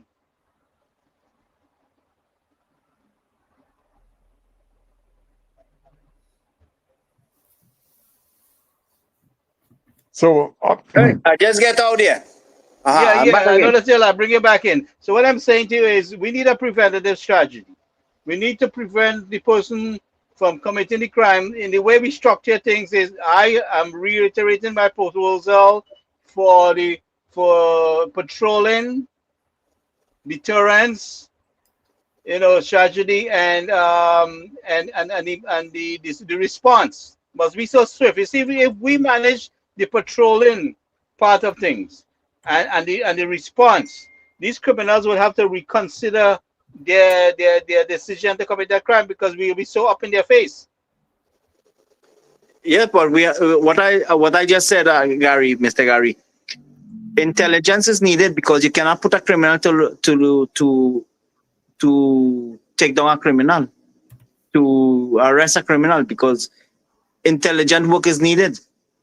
And arming the citizens of Trinidad and Tobago, my strong recommendation is to arm everybody, license everybody lawfully, right, with their own firearms in their home. Because if you look at the states, almost everybody have a gun.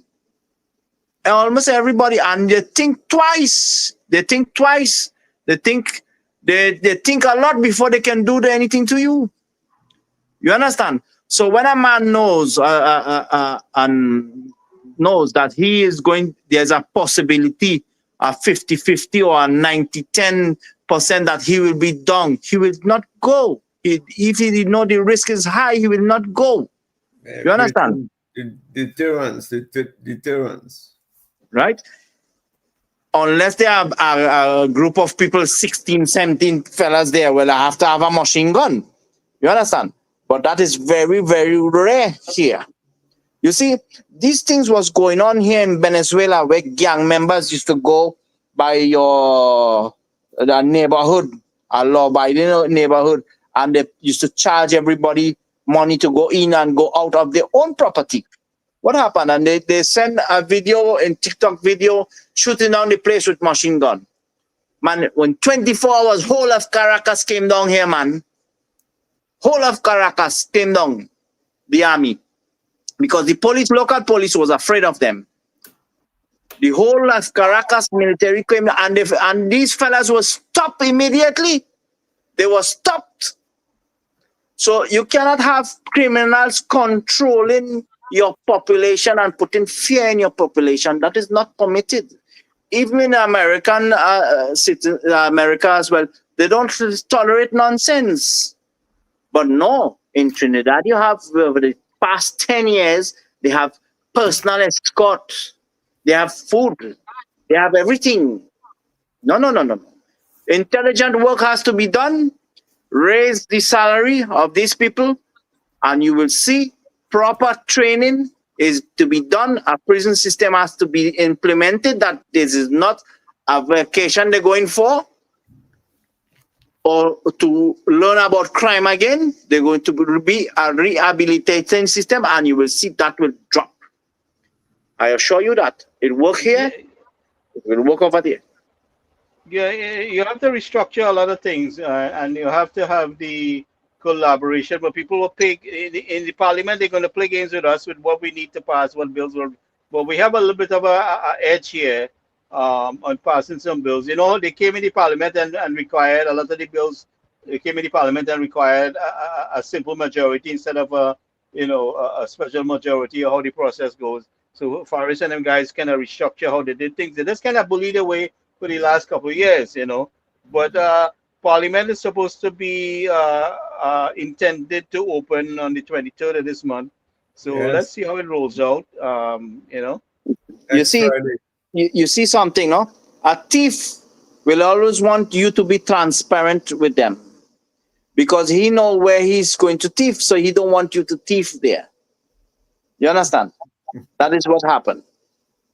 Smart way, So when you see a man is wanting, if he's asking Hey, let me see this. Let me see that. What you doing? And he's blocking you. He's a thief. Let me explain a more simple way. You go to a supermarket, right? You buy your groceries, and the security guard come to check over your where what you buy, if is everything accurate on your receipt. It goes again. It goes again. Look at him. Someday he will steal something from that person. You will see.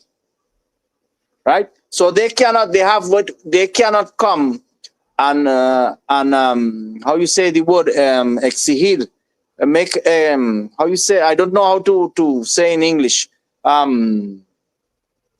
demand transparency in budget or in any way, because it was clearly that they were never transparent and never honest to the country. Because look at the past days when I saw Mr. Manning, Mr. Rowley, saying that he left 15 billion and for this day and this project and these things like that. Nonsense. He was asking, where are the other billions for the past 10 years? But you're giving the turnover your power that the people of Trinidad and Tobago fired you for incompetent. Now you're talking about you leave so many billions here for the past year. And the other past 9 years, where they are? He's the first one have to go to jail. He's the first one who is a delinquent, right? Trinidad with the resource that has Trinidad. There is no justification to have poverty in. So I hope that we always talk about medium, short term, and long term. There are some things that you're asking for there, Perum, that will take a while. Like training might take 6 months, a year, maybe, to get them retrained in some kind of whatever espionage or police or whatever.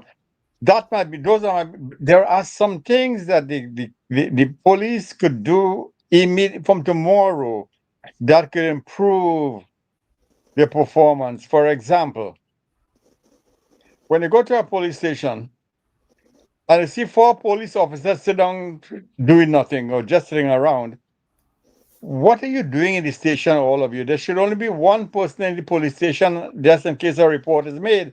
So if a report is made, these days you have all kind of communication.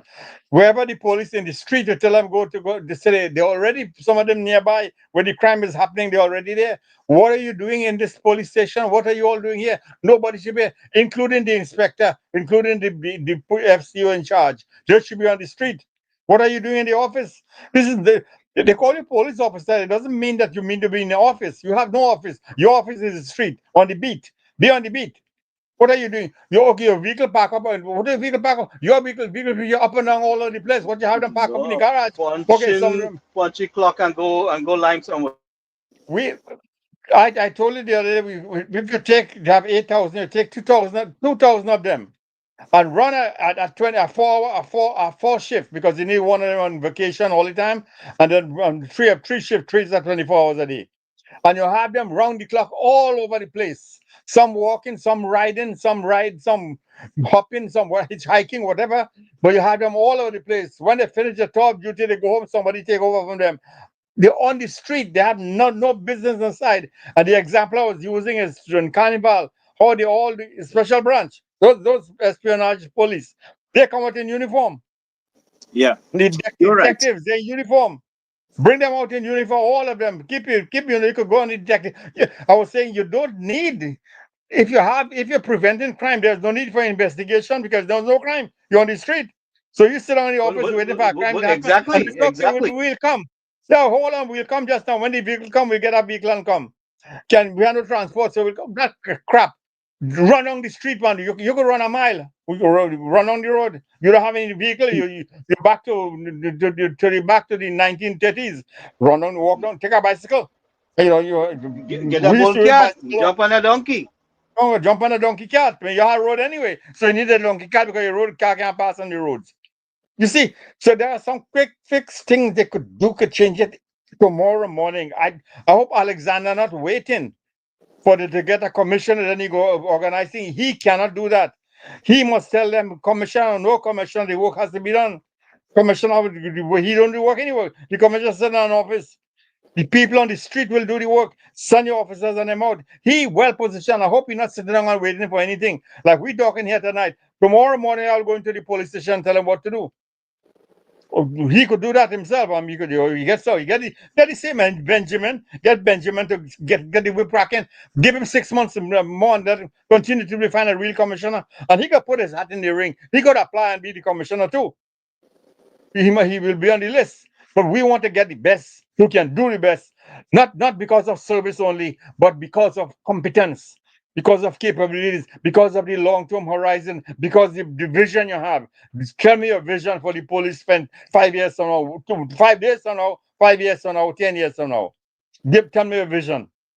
And tell me how you'll solve this problem we have. Number one is crime. That's the biggest in everybody talk about crime everywhere anyway. Even when you go to right here, people want to go to Trinidad but say, boy, I worry about the crime. I don't want to go there. I don't look over my shoulder all the time.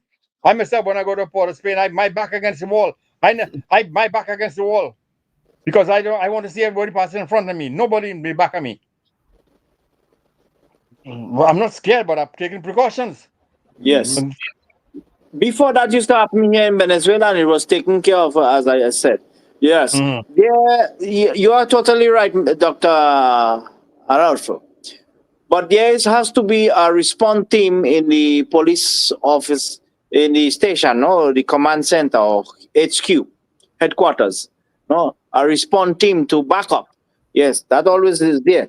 But the majority, the police here is out on the street. You can see them. You can see them, you know them, and you can see police, and they are police you cannot see at all. You will never know they are police, right? You need it also. So, yes. That is the other way of solving crime, right? Yes. But you cannot have a man there, make an arrest, and then you come and you let him go. That also happens a lot. They arrest people, and then a senior officer came, hey, let him go. He's family of mine. No. You go to jail. One time, you let him go, you go to jail. You have to give justification why, right? I had a brother-in-law. I placed my nephew in prison because he said I am an official, because they made him go. They arrested him for drinking and driving, and he called my name. I will tell my uncle to come and beat you and do this to you and that. I heard him. Well, the family get destroyed because he is spending 5 years in jail just by saying that. You see? So these are things you have to be sure that will happen. Have no friends with that, but yet you do not want enemy. But doing the correct things, they will always be straightforward and profit for the country in all ways. Tourism has gone down drastically in Trinidad. Why? Crime rate that is there. Now, if you eliminate crime completely, tourism will go up. Investors will come in because everybody will be safe. When I was in Trinidad a couple of days ago there, man, I have to watch left, right, back, front, everything. I have to activate my military chip to walk in the streets of Trinidad. They tell me Port of Spain. There's part of Port of Spain that the police says do not go. You ask a direction, no, don't go over there. The police will tell you that. You understand? Not even the police goes there because they have rights. You cannot go in their area. You see? That does not happen here. Used to happen, but now, no.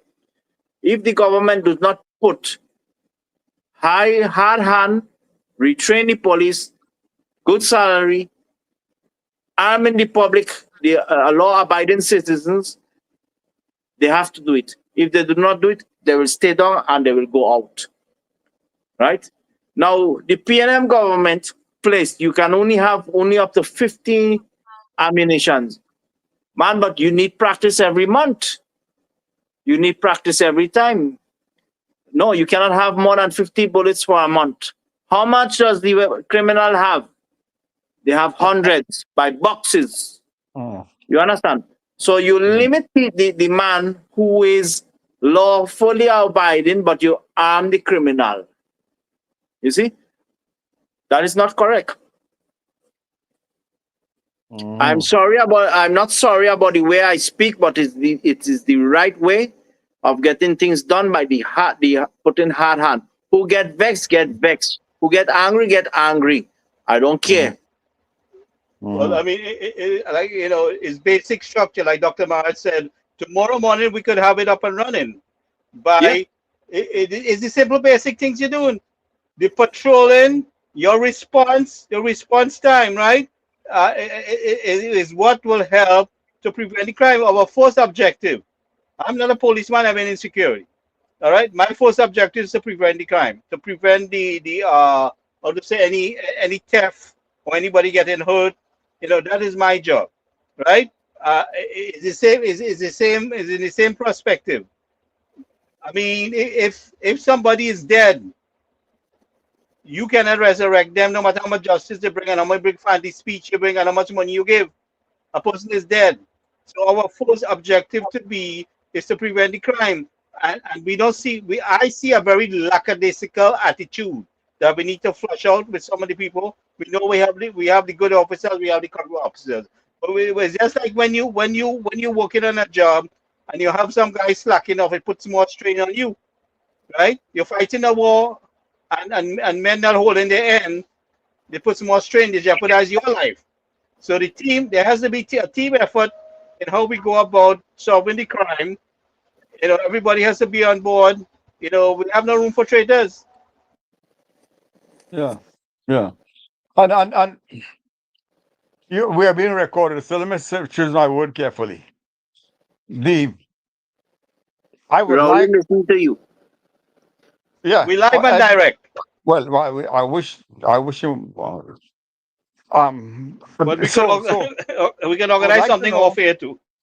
Yeah. No, this is fine. I would like them to tell me when last a senior superintendent walked the patrol beat and for how long and when and how often, if he ever. These superintendents sit in an office 8 hours a day, not even 8 hours, 4 hours, and then they go about their business wherever they have to go to meet their friends or whatever. When last these senior assistant superintendent, they should be on the beat every day also. All of them should be on the street. What you doing in an office? All of them.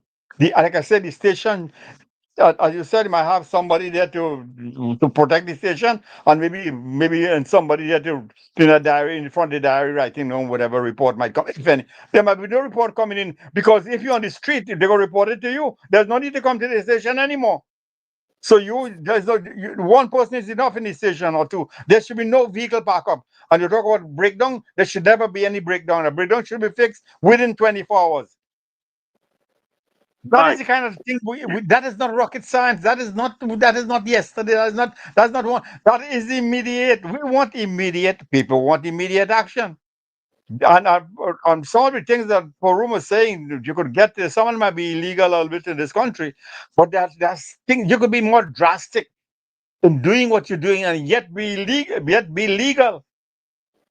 Because you have two kinds of people in Trinidad. Well, maybe three, but two kinds of people. Those who sympathize with the criminals, and they have a good few of them like that, and those who sympathize with the victims. Tell me which side you're on.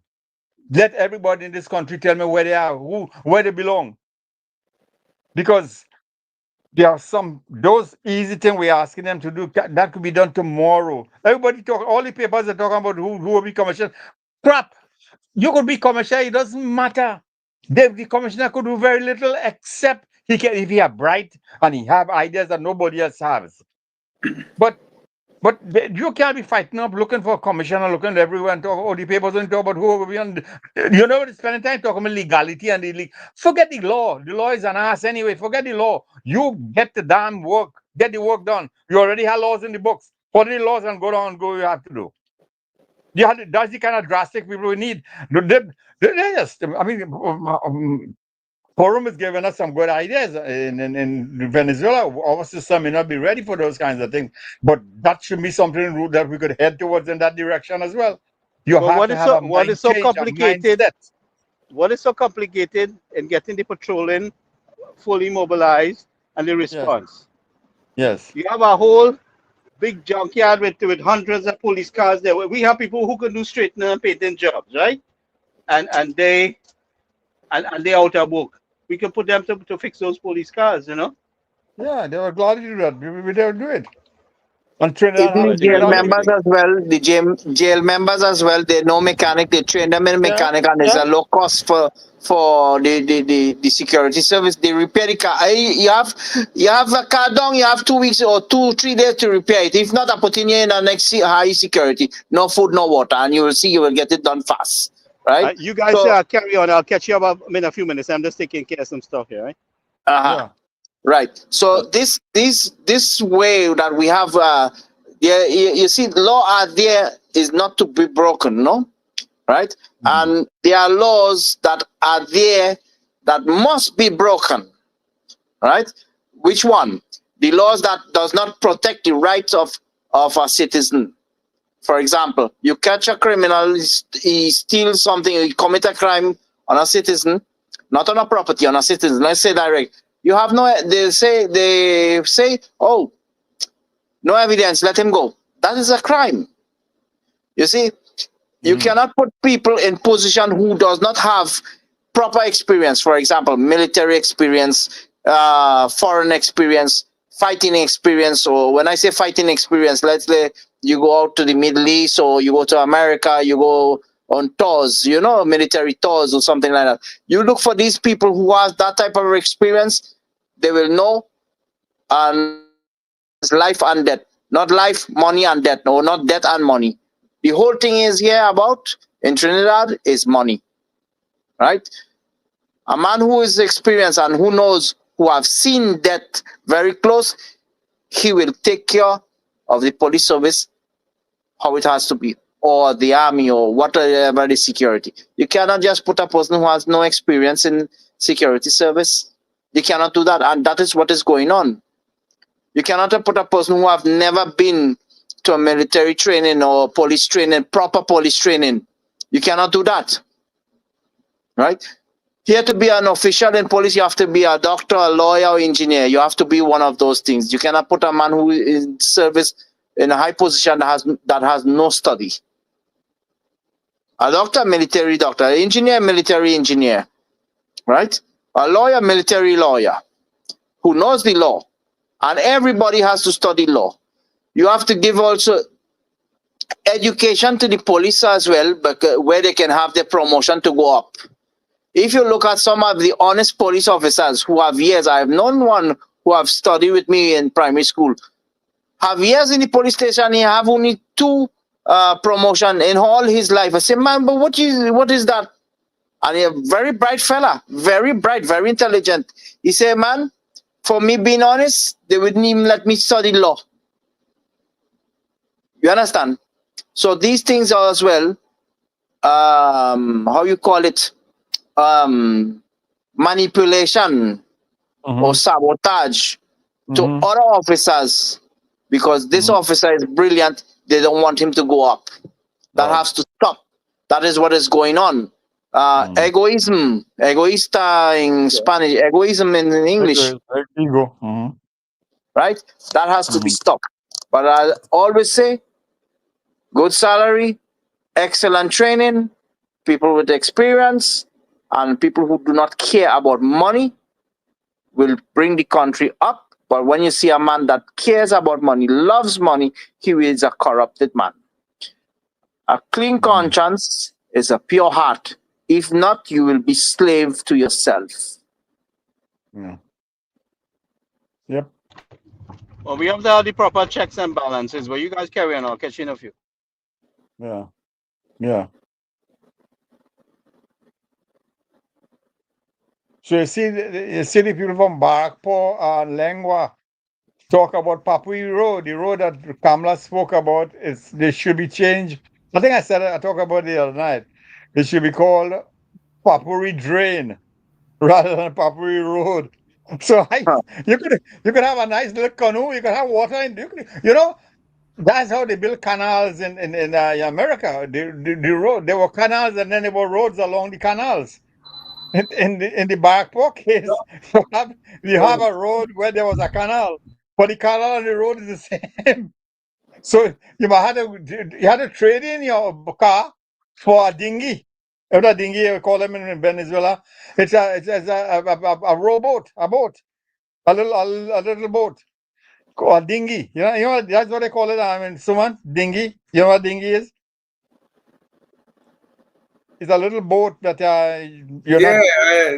the dinghies, the small Yeah. little ones that go A small little raft, canals. yeah, a raft, right? Yeah, Yep. yeah. They Well, have if the I fellas come there. Listen, you see that law back for down there. At one time, they had called it "Welcome to El Paso territory" because they call it El Paso territory. It's a flat land that is always, there's rain for when a little rain and the place is flooded. And long ago, when I was born and grown in Lengua, and way back whenever that was, but the you're passing through in the bus, you better pull the glass in the bus if you're the bus, because there's the throw water. They will hide in the dark and throw water inside the bus. So if you don't have your screen pulled, the water will get inside. So we know that every time we hit that flatly, we pull the screen. Because you move the glass, you don't want to wet inside here. So then, but yeah, there's suffering down there. It's even worse now. No, it's worse. Now it's everywhere. you see now, what happened here in Venezuela, there was the contractors, you give them work, and in 3 months, 2 months, the work gone down again. This president, Marcos Pérez Jiménez, one of the best presidents, they say he is dictator, no? But he's to get the work done. I will give you the contract to build a bridge. Okay, yes, let's go. What time the bridge will done? What date will be done? This date. Okay, let's go inspect the bridge. I put you below the bridge, and I will go with 12 bulldozers there. If the bridge fall down, it come fall down on you, right? He's to make it like that. So we get guarantee on work.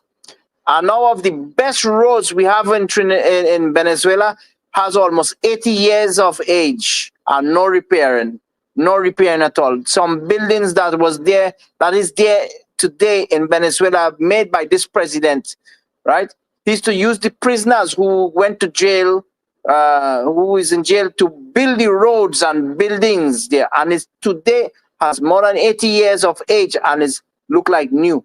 So you give a contractor in Trinidad a work to do, build a bridge, and he come back down in 3 months, it broken up in 3 months, or a road. No, I will take everything from you, man, and I will do everything I have to do to make that last years. You understand? So they charge for high quality, but they give low quality. There's no proper supervision. You see? Who you giving the contract to? When you investigate, my cousin, my uncle, that, no. Corruption complete. And that was what is happening. Trinidad has no justification to have bad roads of the quality, of the high quality of pitch that we have. That Trinidad has no justification. So you have to put hard hand on these fellas. If you don't do it, we will go down. You see, we're making joke about drain and these things like that, but it is the proper way that we have to get things done. The Trinidadian people must have very good quality. The infrastructure and drainage and those things like that is very, very bad. The state where I am here, man, you never see a flood. You never see a flood. Rain can fall how hard you want. You never see a flood. Little bit rainfall, everything flood down in Trinidad, right? So it's something common, very common there. So this infrastructure has to change, has to be improved, right? But with honest people on board, I always say, right? You cannot just put a man who is there for money and you have no good quality. That does not work. Not even in the US. So mentioning the prisoners that are being used to do construction and do other handiwork, maybe mechanics and what have you. What is the compensation for the prisoners? Any compensation at all whatsoever? Or A traitor or a criminal has no reward. I don't care. The reward for you jeopardize your freedom. You lost your freedom because you were willing to do that. Nobody took your freedom away. You destroy your freedom. So therefore, you have no freedom or to claim anything, right? It is very drastic. Not even reduction in Yes, you time. have a reduction time, yes, of your behavior, yes. Right. Yes, because your behavior. For work and behavior doesn't count. Work too. Work don't count. You work your time, you commit a crime, you have to pay your time. You can have a reduction, yes. But if they say life sentence, a man cannot last up to 30 years in prison, right? Up to 30 years, 8 years, because the law says they can free him by good behavior.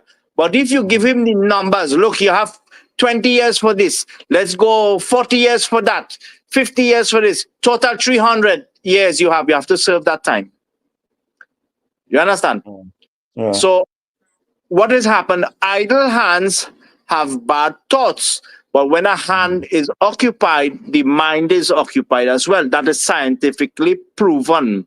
So you get into prison, I teach you how mechanic, you repair some cars, you repair everything, or I teach you woodwork, I teach you gardening, I teach you fishing, I teach you how to make cement work, how you say that? Mason. Construction. Concrete.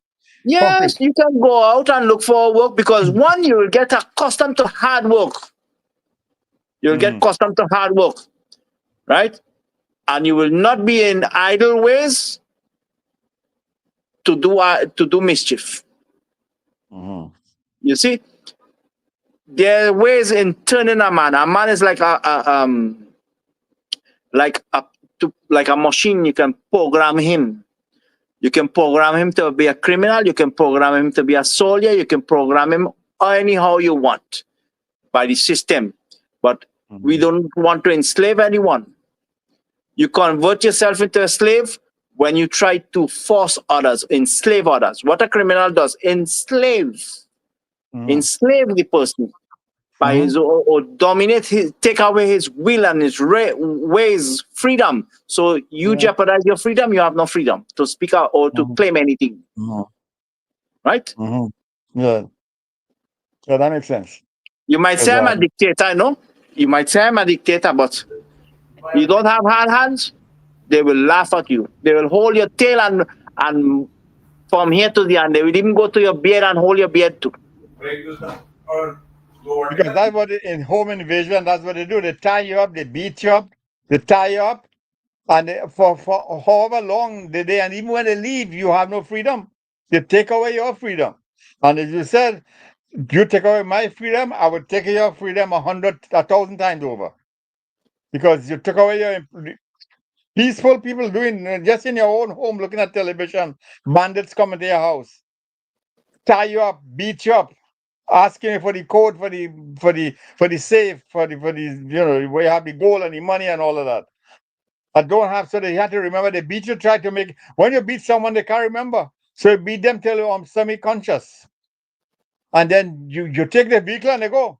Because they give you, ask them for the key, they take it. So they load up your own stuff in your own car, take the car and they go and drive away. That has happened many, many times in Trinidad. And those are the kinds of people are talking that you mention and take away. You take away my rights, I will take care of your rights for almost forever. 30 years, as you said. But it is written in the Bible that when you are being caught or wounded and you die by a wound, the person who wounds you for entering in your home will not be punished. And the Quran says, and tooth for tooth, eye for an eye. Yeah. It is biblically. I don't know why now the law, the modern law takes that laws away. And there was more control before in the old days. You understand? No. It is written. God, let's say God authorized you to defend yourself, man. Right? Because look, Solomon, if you look at the Bible, Solomon and these fellas, most of them had soldiers with them. Egypt had soldiers. Moses had his own army. You understand? He's a man of God, yes, but he has to protect himself. Oh, God will protect me from there only. No, I have to protect myself. You understand? Yeah. He give me the power, the knowledge to fight, how to maneuver, and these things like that. No, but he will protect me. No, Allah Akbar. No. I protect myself. I protect my country. I have to have soldier. I am a soldier. You understand? Not only God, but these people, oh man, they should come to see Venezuela, how Venezuela is very well structured in the police and army way, and in the ways of flooding and these things. Come and see. No, they always want to go England, United States. I don't care about England. I don't care about United States. I care about Trinidad. You understand? They don't go other places. They don't go other places. They go where they want to see everything is prettier, but they don't really know the reality of life, of what is facing the citizens. A prime minister does not have to be in an office every day. No, go out like how Kamala does go. A senior officer does not have to be in his office. He has to go out. Yes, there's time that you have to be in your office. Yes. There's time that you have to be in your command center. Yes. But you have to go out in the fields and see for yourself. Fidel Castro always say, you want to win a war? You want to win a war? You want to win a battle? Command by yourself. You yourself command. Be the commanding officer, and you will see, you will get success. Right? And we here in Venezuela, we say, when we go to, let's say there's a war, we train so much that we don't fear death anymore. You fight as if you are already dead, because when you fight as you are dead, let's say in this situation, victory is sure. Victory is sure. You will conquer, right? So we cannot have senior police officers afraid of their lives. You know, the criminal might take my family and no. I don't afraid you. I don't afraid you. I don't take threats. You threat me, make sure you know what is coming for you. Jail is coming for you. Neutralization of the object is there. Right? That is universal law. Look at Israel. What goes on in Israel with criminals? What goes on in Iran, Iraq? What goes on in El Salvador con Nayib Bukele? Nayib Bukele, I admire him. I admire that man. Gangsters of years with tattoos, and he took them away immediately and he put them in jail.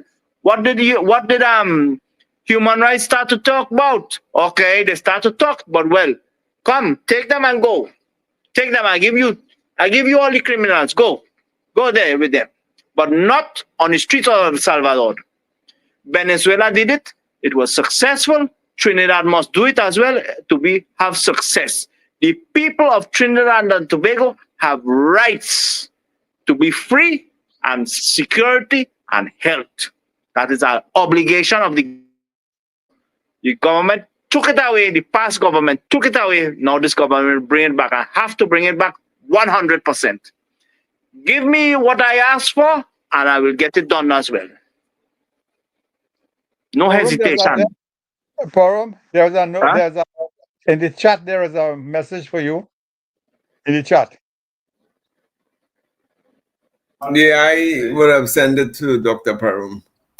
Yeah, yes. Just in case, I see you put it a few times. So I thought you would respond to you at some point, or whenever. Yeah, well. All right. Anybody can write me as well publicly as well. Even how you say this fella, Rowley. Rowley can write you too, right? Rowley. Yeah. Rowley. It's Parum 2021 arroba or the A. You say arroba. At Yahoo. Yeah, but I don't need email. I need your mailing address, because you need the post office address. Oh, that is out of date. That is out of date here, man. This have 100 pages. Okay, you call me and I will show you how to do it on. Yes. Okay. Okay. Well, you have to send by DHL to me. But I need the, how to send it. Okay. Okay. Yeah, we'll talk. Okay. Well, you have his email address. You have the email address now, so you can use Well, that. there's a lot of pages here. I know, but but he'll give you the address, the DHL address for you to send it to. Okay. Okay. Okay. Yeah, right. So I want to leave in a moment. Anything else? Anything? Well, I always say, give a man the right tools to work with, and you will see you'll get done. Give me the right tools that I need, and you will see what I will be done there, and I will do it for free. Pretty much. Yeah. So we wait on to see what those guys will be doing. I hope Alexander could start something without delaying any longer. You can't wait any longer. Something has to do. If they don't know, you ask him, I'll tell him what to do. Anybody in Trinidad could find a way to tell them, Because Yeah, Alexander will have to get cracking. Civil servants, after a while, get very lethargic and lazy and lackadaisical and say, okay, all right, tomorrow we do postponement and procrastination. In the civil services like that. I had a problem with them in Trinidad when it comes to the civil service. I had to tell them like it is. That's a Yeah, I could even problem. go. I walk away. I do what I do and I walk away. I'm not hanging around there for 8. No, 8 wait. What am I doing here? I know I'm working 8 to 4, but I have nothing more to do. I'm going to do something else and move out. Well, of course, they don't like that because they like to follow the rules, and I break rules. So the rule is only for those who are lazy. You have to be responsible. I'm sure I'm responsible. That doesn't mean I have to sit down 8 hours a day just wasting away my time. Whatever civil servant do, they could be done in 2 hours, but they take whole day to do it. Yeah. Because that's they fill the time. When they fill the time, that's a Peter principle or some principle or the other. You fill the time allocated to you. Yeah, the system is like that. The system needs to change. The structure, not the. You can't blame the public servants too much because they operated within their civil service laws, Yeah. And they're covered with the permanent secretary. She's the head. Yeah. So when she herself is a public servant, there's nothing. A minister cannot fire a public servant. Never. Right.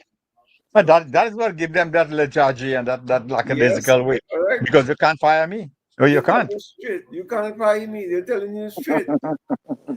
And you're the minister in charge. You're the one who have to report to the prime minister why the project is not done, why the project is not completed. And then you cannot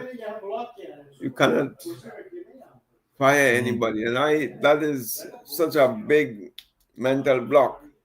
Yeah. And if you have 20 of them and you have a project to do, to deliver, and 20 of them are against you, and only 3 of them are in your side, how will you ever accomplish the project?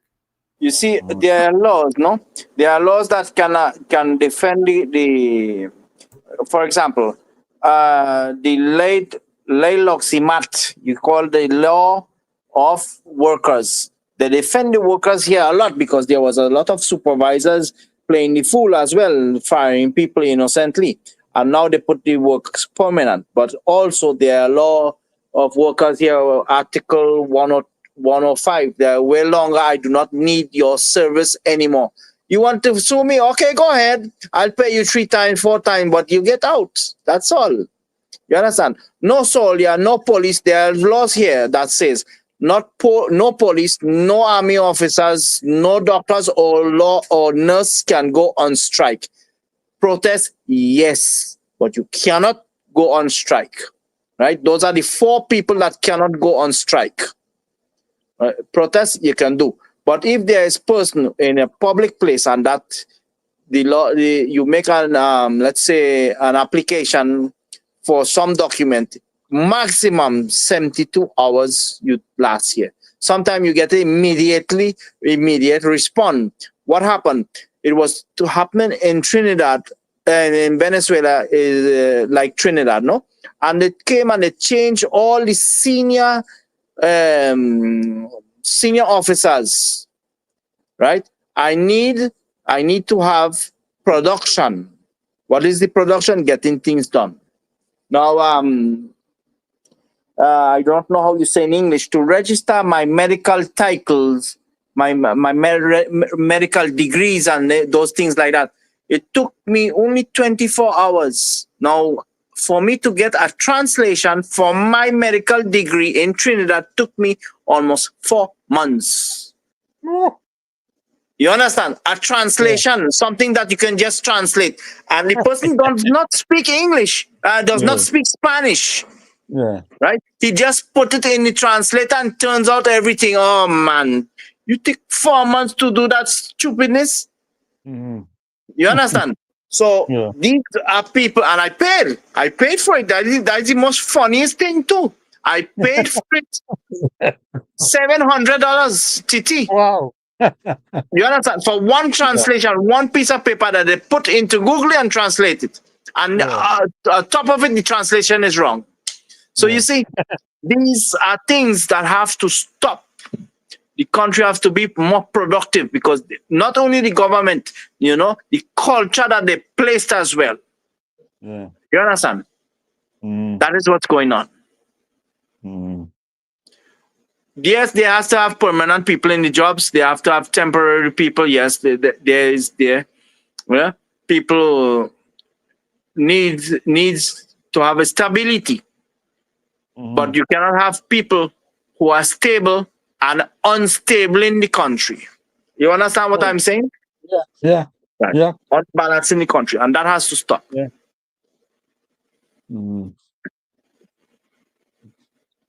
Oh Stable boy, people. if you put Param there in Trinidad to rule, man, he will destroy everybody, man. I might destroy a straighten everybody. We need Parum with the medical stuff. That I will get that done so quickly. I done it here in the hospital. I did it in several hospitals. I did it in several places, and it worked perfectly. Perfectly. I'm not bragging. I'm not boasting. But the plan, it was strict. I placed military officers there as well, and there everything runs smoothly. Yeah. I got you. Yeah. I mean, we need some of that here, man. We need a lot of that here. A lot of that. That's a lot. In every ministry, the whole system is broken. Every department. Even private enterprise needs some of that too. Yeah. Private enterprise. You see, with the private enterprise, there's good and there's bad, no?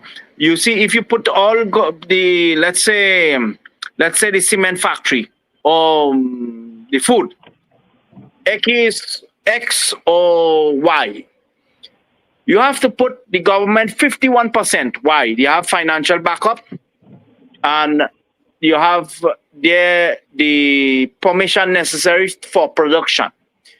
The other 49% is the private part, where it takes care of handwork, labor. So the supervisor will say, hey, the investors will say, hey, you're not working, get out. Get out. Yeah. He will be interested in increasing production. You understand? When you have an increase in production, you have more profit. But if you put everything government, there will be lazy people. If you put everything private, the private company can hold hostage the country for the product. You understand? Yep. Right? So they have to have two ways. Government, everybody will steal everything and go away. Private, they hold control. So 51-49%. Right? And therefore, the CEO is not permanent. He's removable. When the CEO is removable, everybody is removable. I am interested in production, not problems. That's all. Drastic way. but there has to be whether regardless of what area it is, the follow up and the follow through with the managers and supervisors. There seems to be too people had too much of a leeway to do what they wanted, and no accountability. And everybody, I guess, must be scratching each other's back as we see, because we saw conflict of interest with police, immigration, and customs with the illegal people coming across the border and the illegal goods. No, I am very lenient to people in distress, but bringing illegal goods to my country is a horse of a different color, especially with the nature of the goods. Now, the immigration system did not handle the processing, in an effective way, and I'm sure there is a lot of favoritism on how things was done. I mean, that's the culture. We have a very corrupt culture of doing things. But our prime minister is attempting to improve the system, and she hit the ground running. And we have to give the support. And we keep producing our ideas and let them pick what they can use and what they cannot use.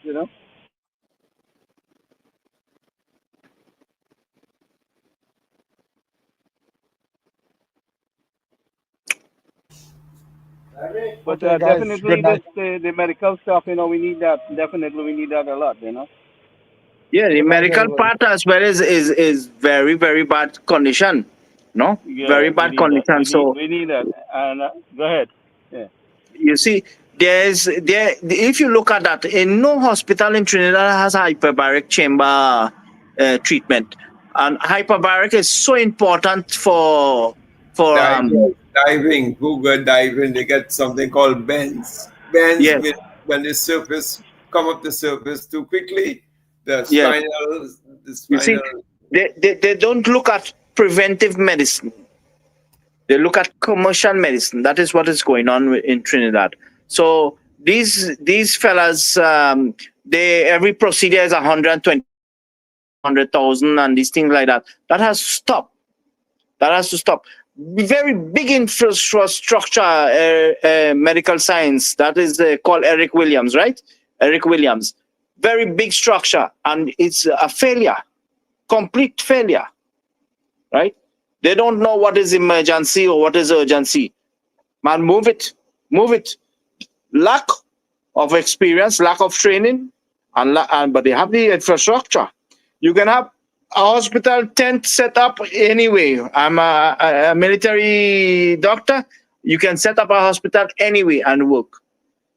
You make a tent and you have a hospital right there. But they don't have that type of training. They don't have it. They don't have the ability. So our new prime I don't minister know. is I don't see the will. I don't see the management for that, because you see the Southern Command of the United States comes and train these guys, and I don't know what they do with the training. If they put it in their back pocket or they just do a photo op. you see, they look at the patient as a client, not as a patient. There's a difference when you look at a human being as a client, and a different where when you look at them as a patient. That's completely different. You think different. Yeah, but what I'm saying, Dr. Farum, the rollout, you see, right now, Tradewinds is doing, there's a program there with the Tradewinds, where the Southern Command is there, they're training our people on disaster response and mitigation, I guess, and, handling natural disasters. But what does our people do with that training after the fact that they get it and they get our soldiers? I don't see this rollout in the country. Well, okay, here we're going to get together with ODPM. We're going to start to build certain structures in the country where we have training for the citizens on how to handle this thing, because there's a citizen how to say role to play in that the volunteer system where citizens can help themselves, where you get local government, right? Local government to participate. I don't see the involvement. I didn't see the leadership from our defense force. But apparently the defense force can't do what they want, but the Ministry of National Security now, Homeland Security, will be in charge of that, and probably Ministry of Defense at some point. But I'm talking about underneath the PNM, they were totally clueless, the lack of interest in anything that to help educate the citizens to help themselves.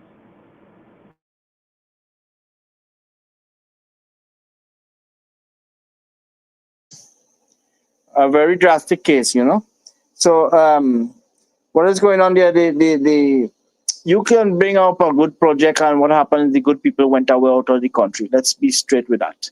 They get left the country because they have no support. But that was one of the things that they frustrate the people. That's another thing. And a lot of people outside who wants to help over the years, Don't get a chance. they frustrate them. Yeah, that's correct. Very correct. You're willing to help. You're willing to go back and help with half the cost.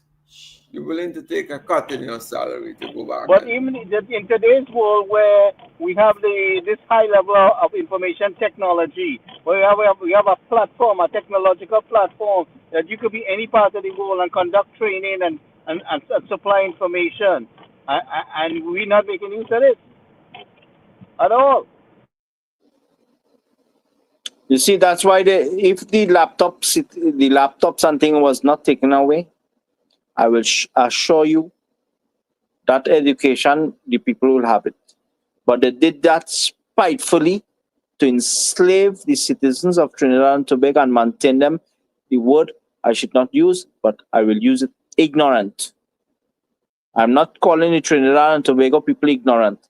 You see, a group of people who are ignorant try to put in the nasty system and maintain the citizens enslaved and neglect the citizens, the proper training, the proper knowledge, or let's say freedom.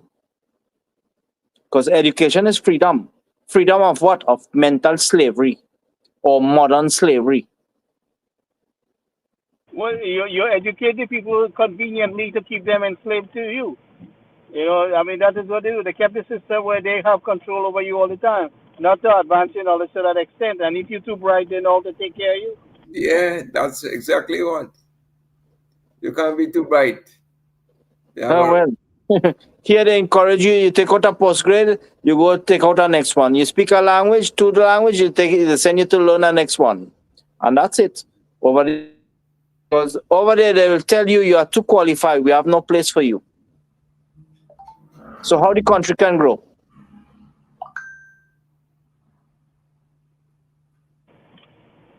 So, Yeah. well, let's keep at it. We have several categories of things to deal with. I am inviting others to come on board with these issues of tourism. We definitely have the health, which is critical. The national security and safety is highly prioritized also with what we need to do.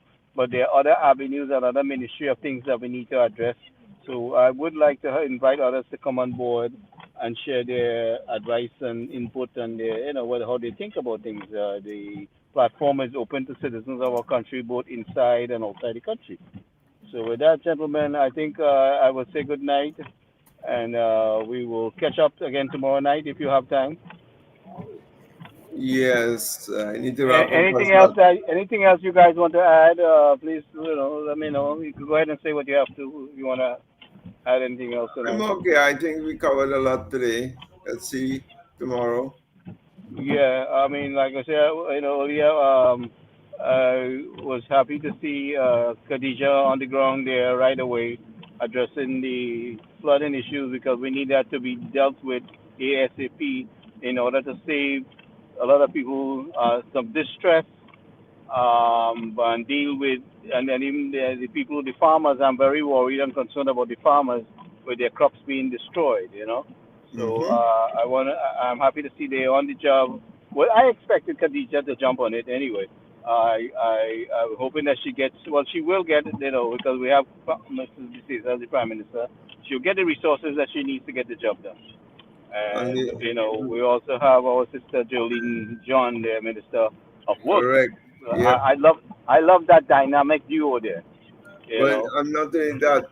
Works, drainage comes under works and the Ministry of Works. Yeah, well, Drainage. certain part of it, I mean, but there's we good collaboration there Yeah. because we have two very vibrant, energized, intelligent women, powerful women leading this charge under the wing of a very powerful woman, our prime minister. So I'm seeing woman power right through. I mean, Minister of Community Development, woman, Minister of Social Development and the People, woman. So I mean, I like what I see. You know.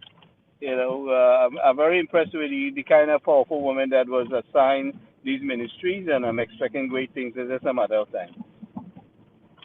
So, Mr. Singh, thank you very much. 8 o'clock tomorrow, same time, tomorrow night, 8 o'clock. So we'll continue and address whatever is in the public domain. All right. So, good night. Thank you very much, everyone, for listening. I'll see you tomorrow night, 8 o'clock.